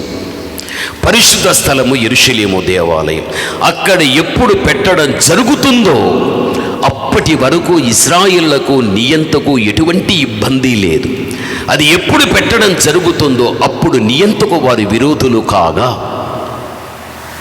ఎప్పుడు వారు ఆటంకపరచడం జరగగలుగుతుందో అప్పుడు ఏం జరుగుతుంది అంటే, నియంత ద్వారా ఇజ్రాయేలుకు శ్రమలు వచ్చినప్పుడు వాడు పెట్టే శ్రమలు తట్టుకోలేక వారందరూ కూడా పర్వతాలకు చెదిరిపోతారు. ఇశ్రాయేలుల దేశానికి వెళ్ళగలిగితే ఆకాశాన్ని అంటుకునేంత పర్వతాలు ఉంటాయి. ఆ పర్వతాలోనికి వెళ్ళి వారు దాక్కోవడం జరిగిపోతుంది వాని శ్రమకు తట్టుకోలేక.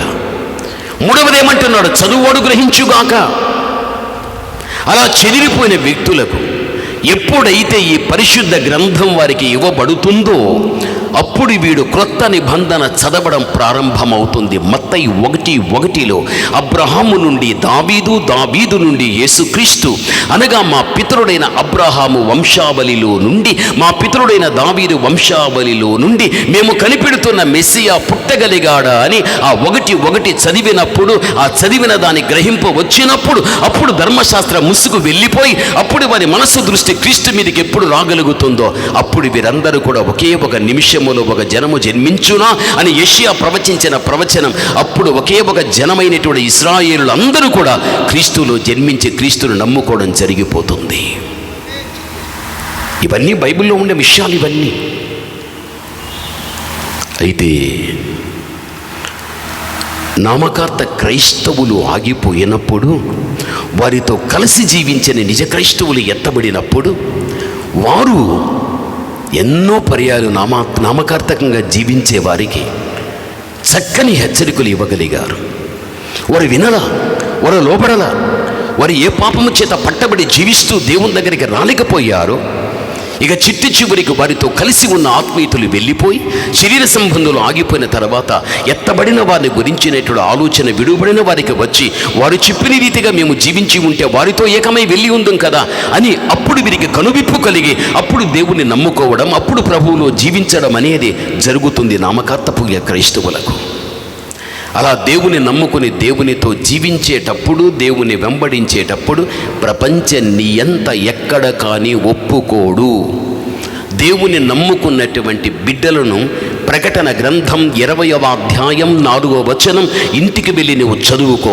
ఆగిపోయిన నామకార్థ క్రైస్తవులు ప్రభువుని నమ్ముకుని ప్రభువుని వెంబడించేటప్పుడు, దేవుని నిమిత్తం వాక్య నిమిత్తం వారు జీవించేటప్పుడు అప్పుడు జరిగే విషయం ఏమిటి అంటే నియంత ద్వారా వారిని శిరచ్ఛేదం చేయడం అన్నది జరుగుతుంది.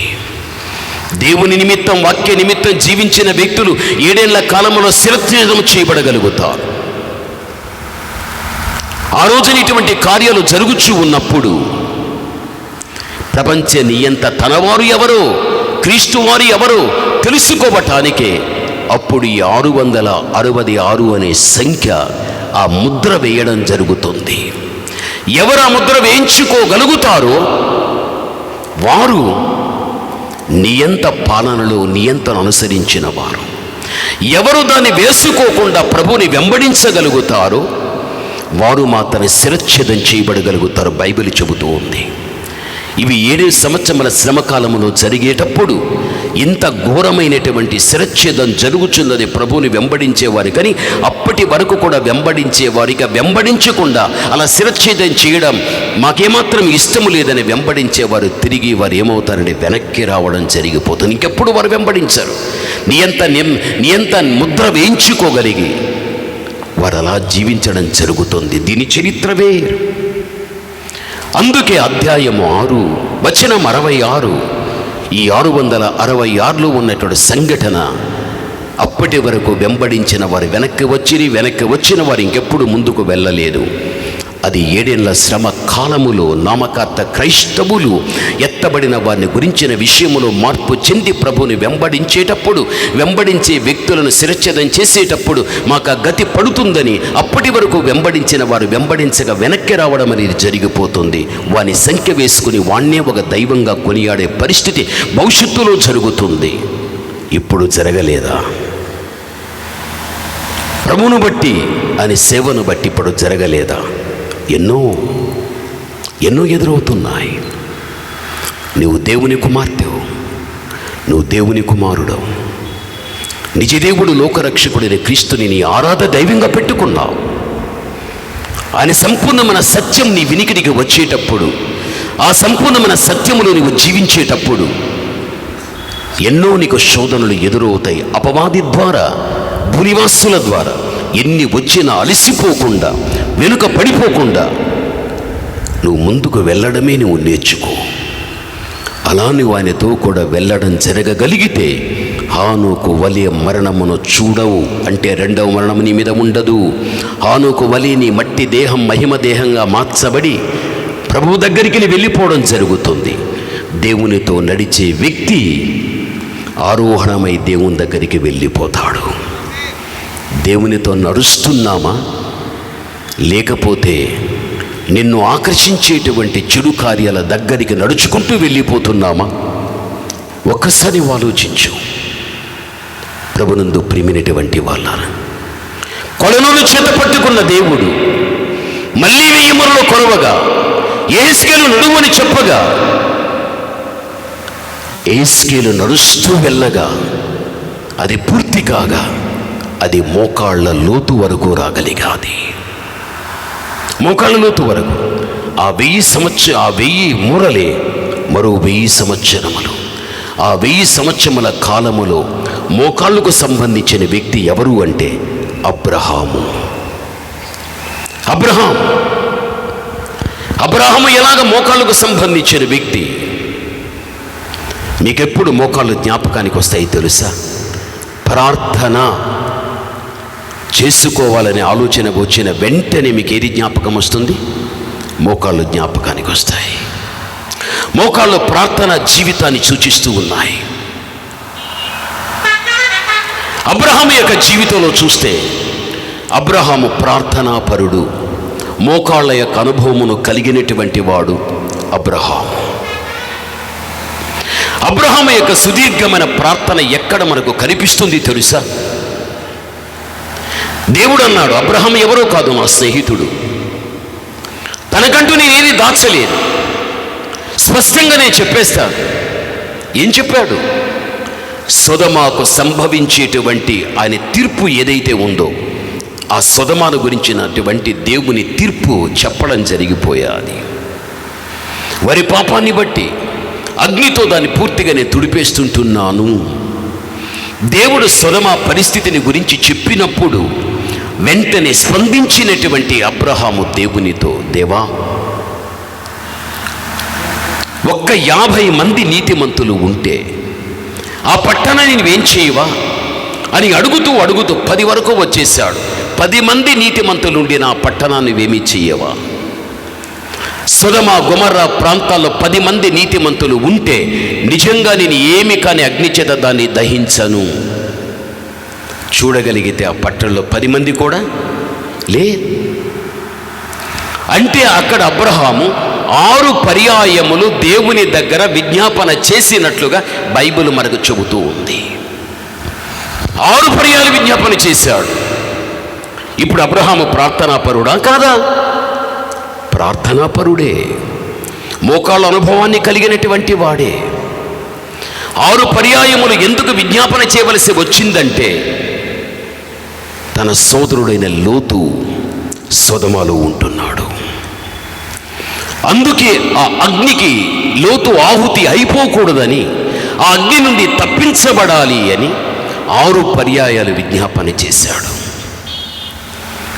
ఈ రోజున దేవుని కుమార్తెగా, దేవుని కుమారుడుగా నీ ప్రార్థన ఎంతవరకు నీ ప్రార్థన ఉంది అంటే నువ్వు చేసే ప్రార్థన ఈ లోకములో నీ అవసరతలు ఏవైతే ఉన్నాయో వాటికి మాత్రమే నీ ప్రార్థనను పెట్టుకున్నావు. కానీ నీ ప్రార్థన ఇంకొక దాని మీద పని చేయలేకపోతూ ఉంది. అబ్రహాము యొక్క ప్రార్థన అగ్ని నుండి లోతు తప్పించబడాలని తాను ప్రార్థన చేశాడు, విజ్ఞాపన చేశాడు. ఈరోజు కూడా అగ్నిలో నుండి ఒక వ్యక్తిని లాగినట్టుగా ఎంతోమంది లోకము చేత, సాతాను చేత, పాపము చేత పట్టబడిపోయిన వ్యక్తులు ఉంటున్నారు. అలాంటి వారందరూ తనువు సాధించిన తర్వాత వారి నిత్య నరకాగ్నికి వారు వెళ్ళిపోతారు. కాబట్టి ఏ వ్యక్తి కూడా లోకములో నిత్య నరకాగ్నికి వెళ్లకుండా తప్పించబడాలని ఆ వ్యక్తి విషయమై నీవు దేవుని దగ్గర ఎంత విజ్ఞాపన చేసి ప్రార్థిస్తుంటున్నావు? నీ ప్రార్థన ఈ ప్రార్థన ఉండాలి. చచ్చేంత వరకు నా భార్య, నా భర్త, నా పిల్లలు, నా అవసరతలు ఇదే. నీ ఇరిగింటివాడు, పొరిగింటివాడు భార్య పిల్లలను వదిలిపెట్టి మరో పరిస్థితితో వ్యభిచారం చేస్తూ ఉంటే ఎప్పుడైనా నీ ప్రార్థన ప్రభావం వాని మీద పడ్డదా? నీ ఇరుగు పొరుగువాడు తాగుబోతుగా ఉన్నప్పుడు నీ ప్రార్థన ప్రభావం వారి మీద పడి, దేవా, వాడు తాగుబోతు నుంచి విడుదల కావాలి, వారి వ్యభిచారం నుంచి బయట పడాలి అని ఎప్పుడైనా వారి కోసం ప్రార్థించిన రోజులు ఉంటున్నాయా? నీవు జీవించిన కాలంలో నీ ప్రార్థన సహాయంతో అనేక మంది వ్యక్తుల్ని దేవుని వైపు నడిపించే రీతి ఉండాలి నీ ప్రార్థన. అయితే దేవుని యొక్క తీర్పు జరిగే పరిస్థితులలో సొదొమ గొమొర్రా మీద అగ్ని దిగి వచ్చే సమయములో అక్కడ బైబిల్ ఏం చెబుతుందో తెలుసా? దేవుడు అబ్రహామును జ్ఞాపకమునకు తెచ్చుకొని లోతును అగ్ని నుండి దేవుడు తప్పించెను, సొదొమ నుండి బయటికి తీసుకుని వచ్చెను. బైబిల్ చెబుతుంది అబ్రహామును జ్ఞాపకం తెచ్చుకున్నాడు. ఎందుకు తెలుసా? లోతు గురించి 6 పర్యాలు విజ్ఞాపన చేశాడయ్యా. అబ్రహాము ప్రార్థన దేవుడు విని లోతును ఆ స్థలము నుంచి బయట తీసుకువచ్చాడు. లోతును బట్టి దేవుడు తీసుకురాలేదు, తన వెనుక అబ్రహాము చేసినట్లు ప్రార్థన ఫలితాన్ని బట్టి తీసుకుని వచ్చాడు. ఈ రోజున నీ మోకాల అనుభవం, నీ కళ్ళ ఎదుట ఎంతోమంది పాపిష్టి జనాంగం కనిపిస్తూ ఉంటున్నారు. మనిషిని మార్చలేదు, నా ప్రసంగముతో ఎవరిని మార్చలేదు. మనిషిని మార్చేవాడు దేవుడు ఒక్కడే. ఆ దేవుని దగ్గర మోకాళ్ళు వేసి మనం ఏం చేయాలంటే ప్రార్థన చేయాలి. బైబిల్ ఏం చెబుతుందో తెలుసా? యెహెజ్కేలు 22వ అధ్యాయం 30వ వచనాన్ని చదువుకుందాం. యెహెజ్కేలు 22వ అధ్యాయం 30వ వచనాన్ని చదువుకుందాం. నేను దేశమును పాడు చేయకుండునట్లు, దేశాన్ని పాడు చేయకుండునట్లు, ప్రాకారమును దిట్టపరచుటకును, ప్రాకారాన్ని దిట్టపరచటానికి, బద్దలైన సందులలో నిలుచుటకును, బద్దలైన సంధులలో నిలబటానికి తగిన వాడు ఎవడని నేను ఎంత విచారించినను ఒకడైనను కనబడలేదు. ఒక్కడు కానీ నాకు కనిపించలేదు. అమ్మా, అయ్యా, దయచేసి ఈ మాట వినాలి. దేశమును పాడు చేయకుండునట్లు, ప్రాకారాన్ని దిట్టపరచటానికి, బద్దలైన సందులలో నిలువదగిన వాడు ఎవడైనా ఉన్నాడని నేను ఎంత యోచించినప్పటికీ ఒక్కడు కూడా నాకు కనబడలేదని దేవుడిక్కడ బాధపడిపోతూ ఉన్నాడు. ఈ మాటను బట్టి చూడగలిగితే బద్దలైన సందులలో నిలువదగిన వాడు దేవునికి ఒక్కడు కావాలి. ఎవడైనా ఉన్నాడని చూస్తే ఒక్కడు కూడా కనబడలేదు. అందుకే దేవుడు బాధపడిపోతున్నాడు. ఏంటి దీని అర్థం? బద్దలైన సందులలో నిలువదగిన వాడొక్కడు కావాలి. ఒక సుత్తి నువ్వు తీసుకో, ఒక బండ దగ్గరికి నీ వెళ్ళు, శక్తి కొలది సుత్తితో నువ్వు బండను కొట్టిన వెంటనే ఆ దెబ్బకు బండ నడిమికి చీలిపోతుంది. కొంచెము జరుగుతుంది బండ కుడివైపు, కొంచెము జరుగుతుంది బండ ఎడమవైపు. ఈ మధ్యన కొంత సందు ఏర్పడుతుంది. ఆ సందులో నిలువదగిన వాడు దేవునికి కావాలి. అదే బద్దలైన సందులో నిలవదగిన వాడు ఒకడు కావాలి. సుత్తితో బండను కొడితే నడిమికి చీలితే, రెండు వైపులా అది జరిగి సందు ఏర్పడితే ఆ సందులో నిలబడేవాడు దేవునికి కావాలి. దేవునికి కావాలి.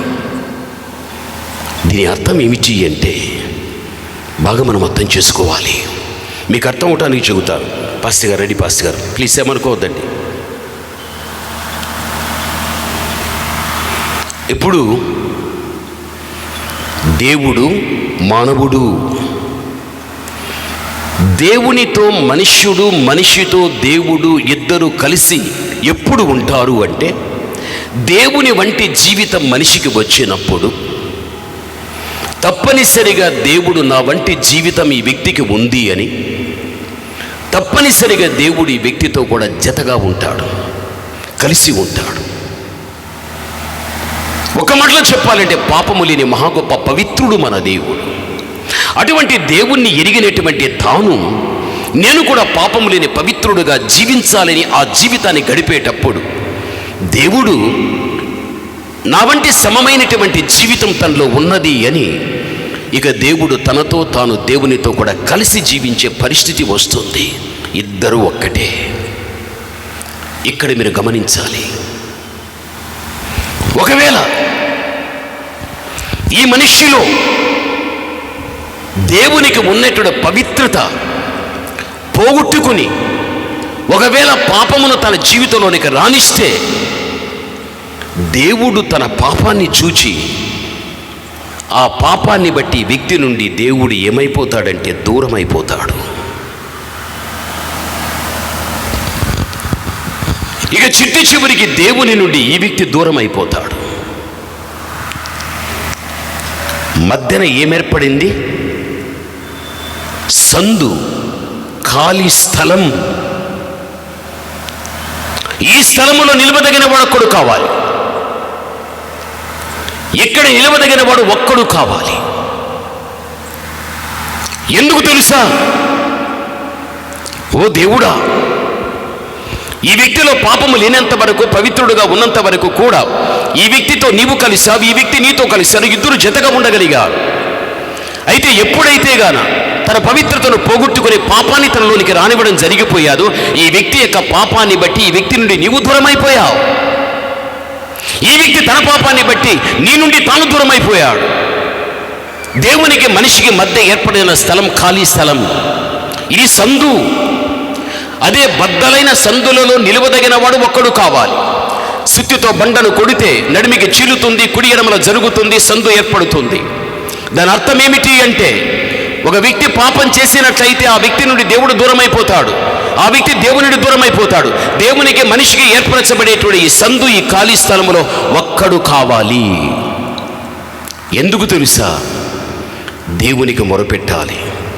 ఇక్కడ ఒక దైవజనుడే ఉండాలి, ఇక్కడ ఒక భక్తి కలిగిన నీవే ఉండాలి. ఉండి ఏం చేయాలంటే దేవునికి మొరపెట్టాలి. ఏమని తెలుసా? ఓ దేవుడా, ఈ వ్యక్తి పాపం చేసింది వాస్తవమే. తన పాపాన్ని బట్టి తనకు నువ్వు దూరం కావద్దు. తన పాపాన్ని బట్టి మీకు తాను దూరం అయిపోయాడు. దేవుడా, ఈ వ్యక్తిని క్షమిస్తావా? ఈ వ్యక్తిని క్షమిస్తావా? ఈ వ్యక్తిని నువ్వు రక్షించుకోగలుగుతావా? ఒక దైవజనుడు, ఒక భక్తి కలిగిన వ్యక్తి పాపము ద్వారా దేవునికి దూరమైన ఈ వ్యక్తి తిరిగి దేవుని దగ్గర వచ్చేటట్టుగా దేవుని దగ్గర మొరపెట్టే ఒక వ్యక్తి ఉండాలి. ప్రభునందు ప్రియమైన వారు, మీరు గమనించండి. మీ ఇంట్లో వారైనా, బంధువులైనా, స్నేహితులైనా ఎంతోమంది కొన్ని చెడు అలవాట్లలో ఉంటారు. అలాంటి వారు మారు మనసు పొంది ఆ చెడు వారు వదిలిపెట్టి యేసు దగ్గరికి వచ్చేంత వరకు కూడా మీరు ఎంతకాలము కన్నీరు కార్చారు? ఎంత మీరు ప్రార్థన చేసి ఉంటారు? నా ఇంటికి సంబంధించిన, నా బంధువర్గానికి సంబంధించిన ఒక వ్యక్తి ఒక పాపం చేత పట్టబడ్డాడు. ఆ పట్టబడినటువంటి బలహీనతల నుంచి ఆ వ్యక్తి విడుదల పొంది యేసయ్య దగ్గరికి రావాలని ఎన్ని ఉపవాసాలు ఉన్నావు, ఎంత కన్నీరు కార్చావు, ఎంత ప్రార్థన చేశావు? ఆ ప్రార్థన అలాగే ఉండని, ఆ కన్నీరు అలాగే ఉండని, ఆ ఉపవాసముగా అలాగే ఉండని. ఒకరోజు నీ కన్నీటి ప్రార్థన ఆ వ్యక్తి మీద పడి ఆ వ్యక్తి పట్టబడిన పాపం నుంచి విడుదల పొంది నీ ప్రార్థన ప్రభావాన్ని బట్టి ఆ వ్యక్తి తిరిగి దేవుని దగ్గరికి రావడం అనేది జరుగుతుంది తప్పనిసరిగా. అందుకే ఇలాగ దేవునికి పాపికి మధ్య ఏర్పడిన ఖాళీ స్థలములో ఒక భక్తుడు కావాలి, ఒక దైవజనుడు కావాలి. నేను చూస్తున్నా, ఎవ్వడూ నాకు కనిపించలేదే. దేవుడు బాధపడిపోతూ ఉన్నాడు. ఈరోజు నువ్వు ఆలోచించు.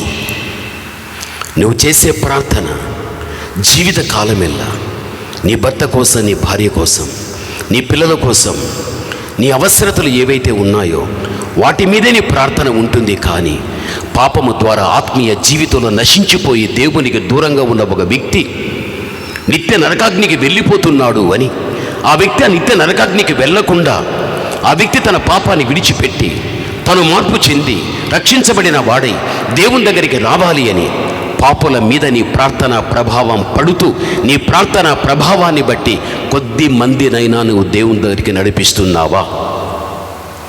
నేను మళ్ళీ చెబుతా, మనిషి మనిషిని మార్చలేడు. మనిషిని మార్చేది ఎవరు? దేవుడే. ఆ దేవుని దగ్గర ఈ మోకాళ్ళ అనుభవం మనకు ఉండాలి. ఈ మోకాళ్ళ అనుభవం మనకు ఉండాలి. ఈరోజు మనుష్యుడు పాపం చేశాడు. బైబిల్ మీకు తెలుసు, పాపం వల్ల వచ్చే జీతం మరణం. ఎవడైతే మనుష్యుడు పాపం చేశాడో, పాపం చేసిన వాడు ఆత్మీయ జీవితంలో చచ్చిపోయాడు. వాడు శరీరరీతిగా బ్రతుకుచున్నాడే కానీ ఆత్మీయ విషయంలో కూడా చచ్చిపోయాడు. అందుకే జీవిస్తున్న పేరు ఉంది కాబట్టి నువ్వు మృతుడే. అందుకే ఎఫెసీలో ఉన్న అపరాధాల చేత, పాపాల చేత మనుషుడు చచ్చిపోయాడు. పాపం మానవ ఆత్మీయ జీవితాన్ని చంపేస్తుంది. వాడు శరీరరీతిగా బ్రతికి ఉంటాడు, ఆత్మీయ జీవితంలో చచ్చిపోయి ఉంటాడు. అలాంటి చచ్చిపోయిన వ్యక్తిని ఆత్మీయ జీవితంలో మనం బ్రతికించాలి అంటే వాడిని చంపివేసిన పాపము నుంచి వాడు విడుదల పొంది తిరిగి ఆ వ్యక్తి దేవుని దగ్గరికి వచ్చేంత వరకు కూడా ఆ వ్యక్తి విషయమై దేవుని దగ్గర మొరపెట్టే ఒక భక్తుడుగా, ఒక భక్తురాలుగా, ఒక దైవజనుడుగా నీవు ఉండగలిగితే అనేకమైన ఆత్మలను సంపాదించే ఒక సంపాదకుడుగా నీవు కాగలుగుతావు. ఈరోజు నువ్వు ఆలోచించు. నీకు తెలిసిన ఒక మాట, పరమగీతం 7వ అధ్యాయం 4వ వచన భాగములో చూస్తే అక్కడ బైబిల్ ఏం చెబుతుందో తెలుసా? నీ కందరం దంతగోపర రూపం, నీ నేత్రములు జనపూర్ణమైన యెష్బోను పట్టణమునున్న 2 తటాకములతో సమానము అని పరమగీతం 7:4 చెప్పబడుచు ఉంటున్నది. ఇందులో ఉన్న ఒక మాట ఏంటి తెలుసా? నీ నేత్రములు జనపూర్ణమైన యెష్బోను పట్టణమునున్న 2 తటాకములతో సమానం. అంటే మన 2 నేత్రాలు తటాకములతో సమానం చేసుకోమని వాక్యం చెబుతూ ఉంది. తటాకములు అంటే నీళ్లు ఉన్న చెరువులు. చెరువులో నీళ్లు ఎలా ఉంటాయో నీ కళ్ళలో కూడా ఎప్పుడు కన్నీళ్లు ఉండాలని దాని అర్థం. చెరువులో నీళ్లు ఉంటే నీళ్లను బట్టి అనేకమైన ప్రాణులు బ్రతికి ఉంటాయి. నీ కళ్ళలో కూడా ఎప్పుడు కన్నీళ్లు ఉంటే అనేక మంది వ్యక్తులను బ్రతికిస్తావు. సందేహాలే. మార్తా మరియ పరిగెత్తు వచ్చారు యేసుప్రభు దగ్గరికి. మా సోదరుడు లాజరు చచ్చిపోయాడండి. మరణ వార్త వినగా యేసు కన్నీళ్లు పెట్టాడు. కన్నీళ్లు తర్వాత లాజరు బ్రతికిపోయాడు. మరణ వార్త విన్నాడు, కన్నీళ్లు పెట్టాడు, ఆ తర్వాత లాజరు బ్రతికిపోయాడు. ఈరోజు నువ్వు ఆలోచించు. పాపము ద్వారా ఆత్మీయ జీవితంలో చచ్చిపోయిన వ్యక్తులను మనము బ్రతికించాలి అంటే తప్పనిసరిగా నీ కళ్ళలో ఎప్పుడూ కన్నీరు ఉండాలి. ఏడుస్తూ ప్రార్థిస్తూ నువ్వు ఏడువు. తప్పనిసరిగా నీ కన్నీటి ప్రార్థన పాపము ద్వారా ఆత్మీయ జీవితంలో చచ్చిపోయిన అనేక మంది వ్యక్తుల్ని నువ్వు బ్రతికించడానికి అవకాశం కలుగుతుంది. ఇది నీ జీవితంలో నువ్వు మరిచిపోవద్దు. ఈరోజు నీ ప్రార్థన ఎంత? రోజుకు 24 గంటలు. 24 గంటలు రోజుకు. 24 గంటల్లో నువ్వు ఎంతసేపు దేవునికి ఇస్తున్నావు? ఎంత నువ్వు ప్రార్థన చేస్తున్నావు? ఒక్కటి నువ్వు ఆలోచించు. ఈ రోజున సేవకులైనా సంఘంలోని వ్యక్తులైనా సమయాన్ని దేవుడు ఇచ్చాడు. దాన్ని పూర్తిగా మీ చేతిలో ఉండే ఒక చిన్న సెల్ ఫోన్కు మీరు చేస్తూ ఉంటారు. సమయమంతా తీసేసుకుంటున్నది. పగలైనా రాత్రి అయినా. అదే సమయం వాక్యాన్ని చదువు, అదే సమయంలో ప్రార్థించు. ఎన్ని ఆత్మలు సంపాదిస్తావు తెలుసా? ఎన్ని ఆత్మలు. క్రైస్తవ సమాజంలో యవనస్తులు పాడైపోతున్నారు. లోకములో జరిగే, ప్రపంచంలో జరిగే ప్రతిదీ కూడా ఆ చిన్న సెల్ ఫోన్లో నీకు కనిపిస్తూ ఉంది. ఈ రోజున సేవకుల్లో ప్రార్థన లేదు, విశ్వాసంలో ప్రార్థన లేదు. ఎందుకు లేదు అంటే సమయం లేదు. ఎందుకు లేదు సమయం అంటే సెల్ ఫోన్కి ఇచ్చేశారు. అదే ఒక దైవం అయిపోయేది నీకు. ప్రతిరోజు దాన్ని పూజించుకోవడమే. బాత్రూమ్ పోయేటప్పుడు దాన్ని పట్టుకోపోతాడు, భోజనం చేసేటప్పుడు దాన్ని పట్టుకొని చూస్తూ ఉంటాడు, మాట్లాడేటప్పుడు చూస్తూ ఉంటాడు, బస్సులో వెళ్ళేటప్పుడు చూస్తాడు, కారులో వెళ్ళేటప్పుడు చూస్తూ ఉంటాడు. దరిద్రమైన జీవితం కాదా ఇది? జీవితంలో పోగొట్టుకుంటే మళ్ళీ సంపాదించనివి 2 ఉన్నాయి. ఒకటి, సమయాన్ని పోగొట్టుకుంటే మళ్ళీ రాదు. ప్రాణం పోయిందంటే మళ్ళీ అది రాదు. నువ్వు సంపాదించలేనిటువంటివి ఇవి 2. కాబట్టి పౌలన్నాడు, సమయాన్ని సద్వినియోగం చేసుకో, దుర్యోగం చేయొద్దు. దేవుని బిడ్డలైన మనలో జరుగుచున్న బలహీనతలు వాక్యరీతిగా దేవుడు తెలియపరిచినప్పుడు, దేవుడు ఈరోజు ఈ వాక్యము ద్వారా నాతోనే దేవుడు మాట్లాడుతున్నాడన్న విషయం నీకు తెలిసి వచ్చినప్పుడు మోకాళ్ళు వేసి దేవుని దగ్గర పశ్చాత్తాపపడి అంతరంగ పరివర్తన చెంది తిరిగి నీ జీవితంలో దేవునికి, వాక్యానికి అనుగుణ్యంగా జీవించటానికి ఒక సమర్పణ కలిగిన వ్యక్తివిగా ఈ రోజు నువ్వు తీర్మానించుకుని వెళ్ళగలిగితే నీ ఎంతటి ధన్యురాలు, నీ ఎంతటి ధన్యుడు ఎవడు ఉండడు. ప్రభునందు ప్రియమైనటువంటి వాళ్ళను, మోకాళ్ళ యొక్క అనుభవం అనేది చాలా ప్రాముఖ్యమైనటువంటిది. అది కేవలం నశించిపోయే వ్యక్తుల మీద ఆ ప్రార్థనా ప్రభావం ఉండాలి.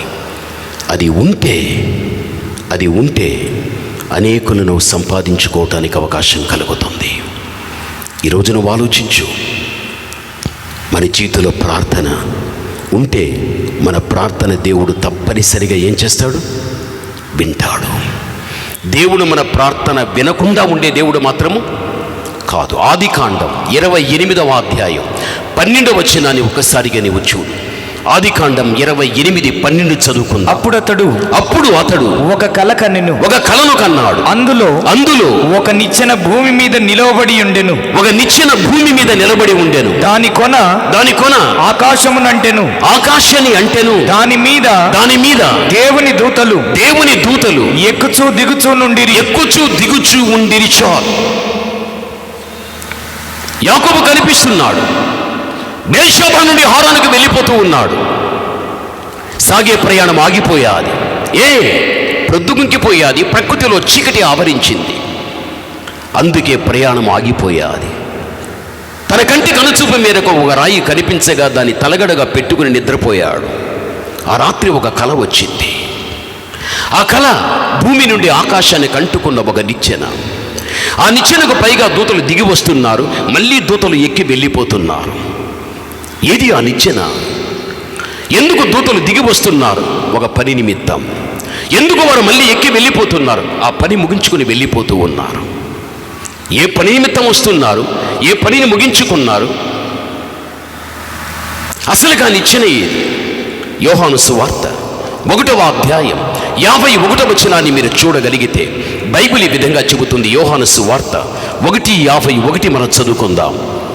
బైబిల్ మరియు ఆయన మీరు ఆకాశము తెరవబడుటయు దేవుని దూతలు మనుష్య కుమారునికి పైగా ఎక్కుటయు దిగుటయు చూతురని మీతో నిశ్చయముగా చెప్పుచున్నాను. చూడండి, ఇక్కడేమో నిచ్చెనకు పైగా దూతలు ఎక్కుట దిగుట. ఇక్కడ యోహాను సువార్తలో చూస్తే మనుష్య కుమారునికి పైగా దూతలు ఎక్కుట దిగుట కనిపిస్తూ ఉన్నది. ఆడ కనిపించిన నిచ్చెనే ఇక్కడ కనిపించే మనుష్య కుమారుని యేసుక్రీస్తు. అనగా నిచ్చెనగా కాదు, కానీ ఆ నిచ్చెన యేసుక్రీస్తు ప్రభుల వారికి పోల్చబడి ఉంటున్నది.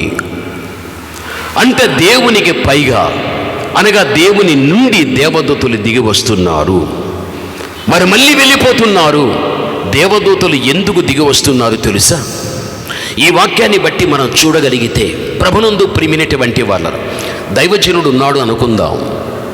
ఈ దైవజనుడు ఏం చేస్తాడు అంటే, ఉదయకాలమే 4 గంటలకు లేచి నేను ప్రార్థన చెయ్యాలి అని తను తీర్మానించుకుంటాడు. ఉదయం 4 గంటలకు మెలకువ వస్తుంది. అప్పుడు ఈ దైవజనుడు ఏం చేస్తాడు తెలుసా? మేలుకొని మోకాళ్ళు వేస్తాడు. మోకరించుకో పాస్టర్ గారు, అవుతుందా? ఏమనుకోవాకు. 4 గంటలకు మోకాలు వేయడం జరుగుతుంది ప్రార్థన. వెంటనే మనుష్య కుమారుడు అని చెప్పబడిన క్రీస్తు దగ్గర నుండి దేవుని దూత దిగి వచ్చేస్తుంది. దేవుని దూత దిగి వచ్చి 4 గంటలకు భక్తుడు ప్రారంభించినటువంటి ప్రార్థన 5 గంటల వరకు చేస్తాడు. ఆ 1 గంటలో తాను ప్రార్థన చేసేటప్పుడు ఏ అంశాలు పెట్టి ప్రార్థించగలిగాడో ప్రార్థించి ఆమెనన్న వెంటనే దూత ఈ భక్తుని యొక్క ప్రార్థన తీసుకుని దేవుని దగ్గరికి వెళ్ళిపోతుంది. ప్రార్థన ప్రారంభించిన వెంటనే దేవుని దగ్గర నుంచి దూత దిగి వచ్చేస్తుంది భక్తుని దగ్గరికి. తన ఆమెనన్న వెంటనే తన ప్రార్థన దూత తీసుకుని దేవునికి ఇచ్చేస్తుంది. బైబిల్లో ఉందా? ప్రకటన గ్రంథం 8వ అధ్యాయం 4వ వచనాన్ని చదువుకుందాం. బైబిల్ ఈ విధంగా చెబుతుంది. ప్రకటన 8:4 చదువుకుందాం. అప్పుడు ధూపద్రవ్యముల పొగ పరిశుద్ధుల ప్రార్థనలతో కలిసి దూత చేతిలో నుండి, అనగా పరిశుద్ధుల ప్రార్థన దూత చేతిలో నుండి పైకి లేచి దేవుని సన్నిధిని చేరెను. చూడండి, ఒక పరిశుద్ధుడు చేసే ప్రార్థన ప్రారంభించిన వెంటనే పరలోకము నుండి దూత దిగి వస్తుంది. ఆ దైవజనుడు 1 గంట చేసి ఆమెనన్న వెంటనే ఆ పరిశుద్ధుని యొక్క ప్రార్థన దూత తీసుకుని మళ్ళీ తను దేవుని దగ్గరికి వెళ్ళిపోయి, అయ్యా పలానా కామారెడ్డి ప్రాంతములో ఉన్న పలానా దైవజనుడు ఉదయం 4 గంటల నుంచి 5 గంటల వరకు ప్రార్థించాడు. ఆ ప్రార్థనలో ఉన్న అంశాలు ఇవి అయి ఉంటున్నాయని దూత ఆ భక్తుని ప్రార్థన దేవుని చేతికి ఇవ్వడం అనేది ప్రకటన 8:4లో చూడగలం.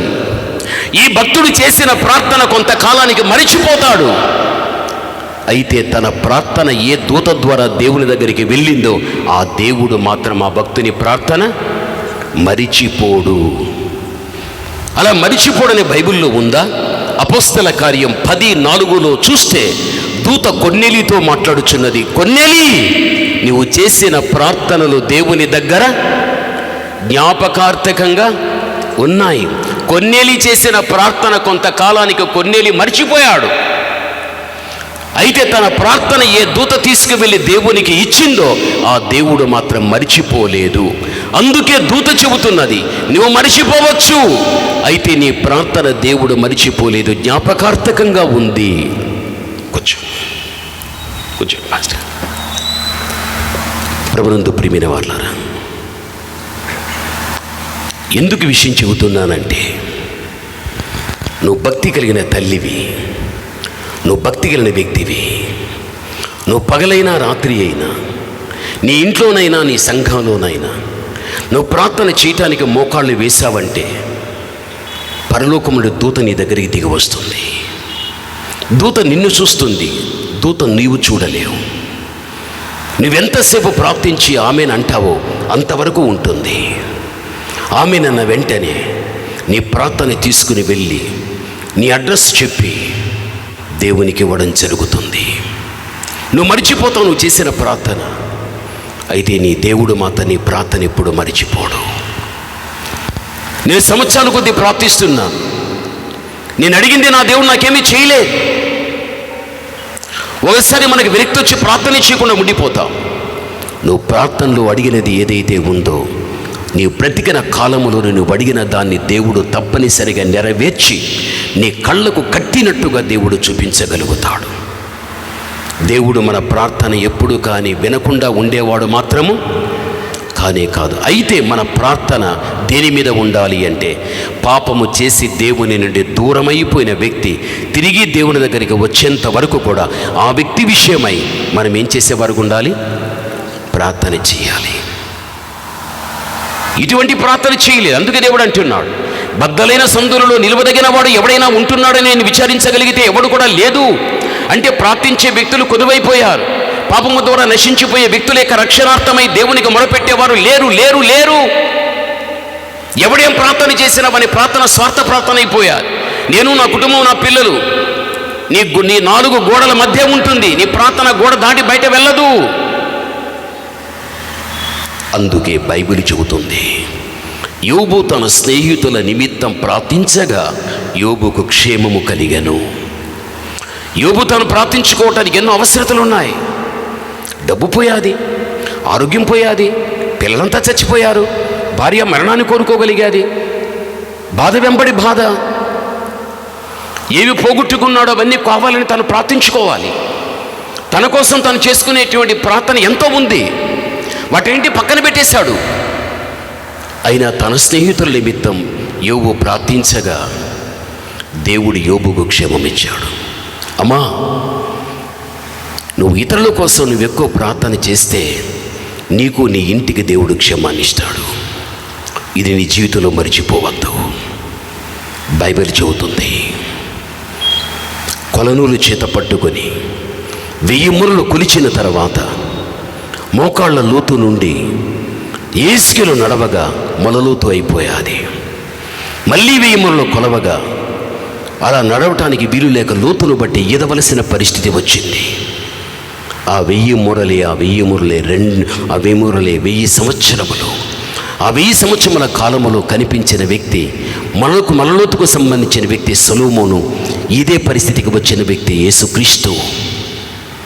దేవుని చిత్తమైతే ఇంకెప్పుడైనా మిగిలి ఉన్న ఈ వాక్యాన్ని ధ్యానం చేసుకుందాం. దయచేసి అందరూ కళ్ళు మూసుకుందాం. దయచేసి కళ్ళు మూసుకుందాం.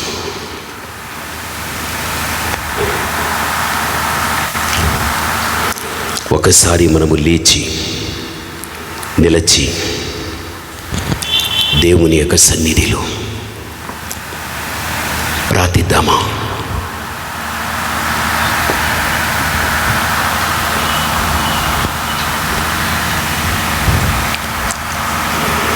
దేవుని నీవు అడుగు, నా జీవితం నీతో నడిచే జీవితంగా ఉండాలి ప్రభువా. నేనెక్కడ కానీ నా అడుగు వెనుక తీసే రీతిగా కాక నీతో నడిచే జీవితం నాకుండని,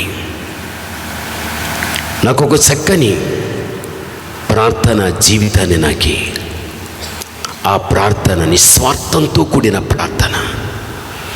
కళ్ళ ఎదుట ఎంతోమంది పాపముతో నశించిపోయి నిత్య నరకాగ్నికి వెళ్ళిపోతున్నారు. అగ్నిలో నుండి ఒక వ్యక్తిని లాగినట్టుగా అబ్రహాము లోతు విషయం ప్రార్థించగా అగ్నిలో నుండి లోతు బయటపడినట్లుగా నిత్య నరకాగ్ని నుండి అనేక మంది వ్యక్తులను బయటికి లాగేటట్టుగా అబ్రహాము వంటి ప్రార్థన మనం చేసే వ్యక్తులుగా మనం ఉండాలని బైబిల్ చెబుతూ ఉంది. దయచేసి సమయంలో కళ్ళు మూసుకున్న మీరు మీ పెదవులు విప్పి ఒక చిన్న ప్రార్థన మీరు చేసుకుంటారా తల్లి? దయచేసి ఒక్కసారి మన 2 చేతులు పైకెత్తుదామా? నీ 2 చేతులు పైకెత్తుతున్నావంటే కేవలం ఆయన సహాయం కోసం చెయ్యెత్తుతున్నావు అని దాని అర్థం. ఇప్పుడు నీ పెదవులు విప్పు, హృదయపూర్వకంగా ప్రార్థన చెయ్యి. నువ్వు అడగాల్సింది 2. నీతో నడిచే జీవితం నాకు ప్రభువా. నిత్య నరకాగ్నిలో నుంచి అనేక మంది వ్యక్తుల్ని లాగి పరలోకానికి తండ్రి తీసుకువెళ్ళాలి అనేక మందిని అని. అటువంటి ప్రార్థన జీవితం నిత్య నరకాగ్నికి వెళ్ళిపోయే వారి విషయంలో నాకు ఉండాలి తండ్రి. యోబు జీవితంలో స్నేహితుల కోసం చేశాడు. నీ ప్రార్థన బయట వారి మీద ఉండాలి. బద్దలైన సందుల్లో నిలవాలి. నీవు పాపము ద్వారా దేవునికి దూరమైపోయిన వ్యక్తి తిరిగి దేవుని దగ్గరికి వచ్చేంత వరకు నువ్వు ప్రార్థన చేయాలి. నీ ప్రార్థన ప్రభావం ఏదో ఒక రోజు పాపి మధ్యన శక్తివంతంగా పనిచేసిన తర్వాత ఆ వ్యక్తి పట్టబడినటువంటి బలహీనతల నుంచి విడుదల పొందగలిగే క్రీస్తు దగ్గరికి రావడం జరుగుతుంది. అప్పుడు నీవే చెబుతా, ఈ వ్యక్తి కోసం ఇన్ని సంవత్సరాలు ఇన్ని నెలలు ప్రార్థించగా దేవుడిది ఈ వ్యక్తికి ఇప్పుడు మార్పుని ఇచ్చాడు అని నువ్వు సాక్ష్యాన్ని చెప్పి దేవుని మహిమపరిచే పరిస్థితులు వస్తాయి. చాలామంది మౌనంగా ఉన్నారు, కొంతమంది కళ్ళు తెరుస్తున్నారు. దయచేసి కళ్ళు తెరవద్దు.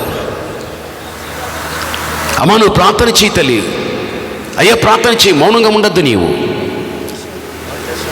ఈరోజు నీ వ్యక్తిగత జీవితానికి అవసరమైన విషయాలు ఎన్నో వినగలిగావు.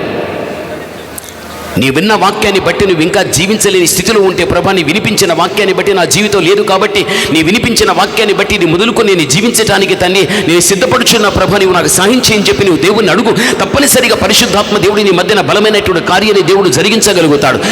నీవు వచ్చిన రీతిగా వెళ్ళవద్దు. ఒక ప్రత్యేకమైన దైవ దీవెనతో ఈ స్థలం నుంచి వెళ్ళాలి. దయచేసి అందరూ కూడా మన పెదవులు ప్రార్థన చేద్దాం. నీ ప్రార్థన పక్క వారికి వినబడాలి. నీ ప్రార్థన వెనుకున్న వారికి వినబడాలి. నీ ప్రార్థన ముందున్న వారికి వినబడాలి. నీ ప్రార్థన ప్రక్క వారికి వినబడగలిగితే ప్రార్థన చేయలేని వారు కూడా నీ ప్రార్థన విన్న తర్వాత ప్రేరేపించబడిన వారే వారు ప్రార్థించగలుగుతారు. దయచేసి ప్రార్థించు, దయచేసి ప్రార్థించు. యేసుక్రీస్తు ప్రభుల వారు వచ్చే కాలం ఇది. యేసుక్రీస్తు ప్రభు వచ్చే కాలము తల్లి ఇది. నీ ఇంట్లో ఎంతమంది ఇంకా మార్పు చెందలేదు? ఎంతమంది ఇంకా నిత్య నరకాగ్నికి వెళ్ళటానికి ప్రయాణం చేస్తున్నారు? వారి విషయమై ఎన్నడైనా ఎప్పుడైనా దేవుని దగ్గర కన్నీళ్లు పెట్టావా? వారి కోసం దేవుని దగ్గర మొరపెట్టగలిగావా? లేక జీవితంలో దేవునితో నడవలేక ఎక్కడైనా వెనుక తీసి లోకాన్ని బట్టి నడుస్తున్నావా? దయచేసి ఒక్కసారి ఆలోచించు. నీ జీవితంలో సరిచేసుకునేవి ఏవైనా ఉంటే రాత్రికాల సమయంలో సరిచేసుకో. దిద్దుకోవలసినవి ఏవైనా ఉంటే దిద్దుకో. దేవుని యొక్క దృష్టిలో ఒక సరైన జీవితాన్ని గడపడానికి ప్రయత్నించు. దేవుడి నిన్ను ఆశీర్వదించగలుగుతాడు. వెనుకున్నవారు ప్రార్థిద్దాం, ముందున్నవారు ప్రార్థిద్దాం. ఈ కూడికలకు ఇది చివరి కూడిక. ఈ చివరి కూడికలో చివరి మాటలు విలువైనవి, శ్రేష్టమైనవి. దేవుని సన్నిధానంలో ఒక సంపూర్ణమైన సమర్పణతో ఈ స్థలం నుంచి వెళ్ళు. విన్న వాక్యానికి జీవితాన్ని ప్రతిష్ఠించుకుని వెళ్ళు. దేవుడు తప్పనిసరిగా దేవుడు నిన్ను కనికరిస్తాడు.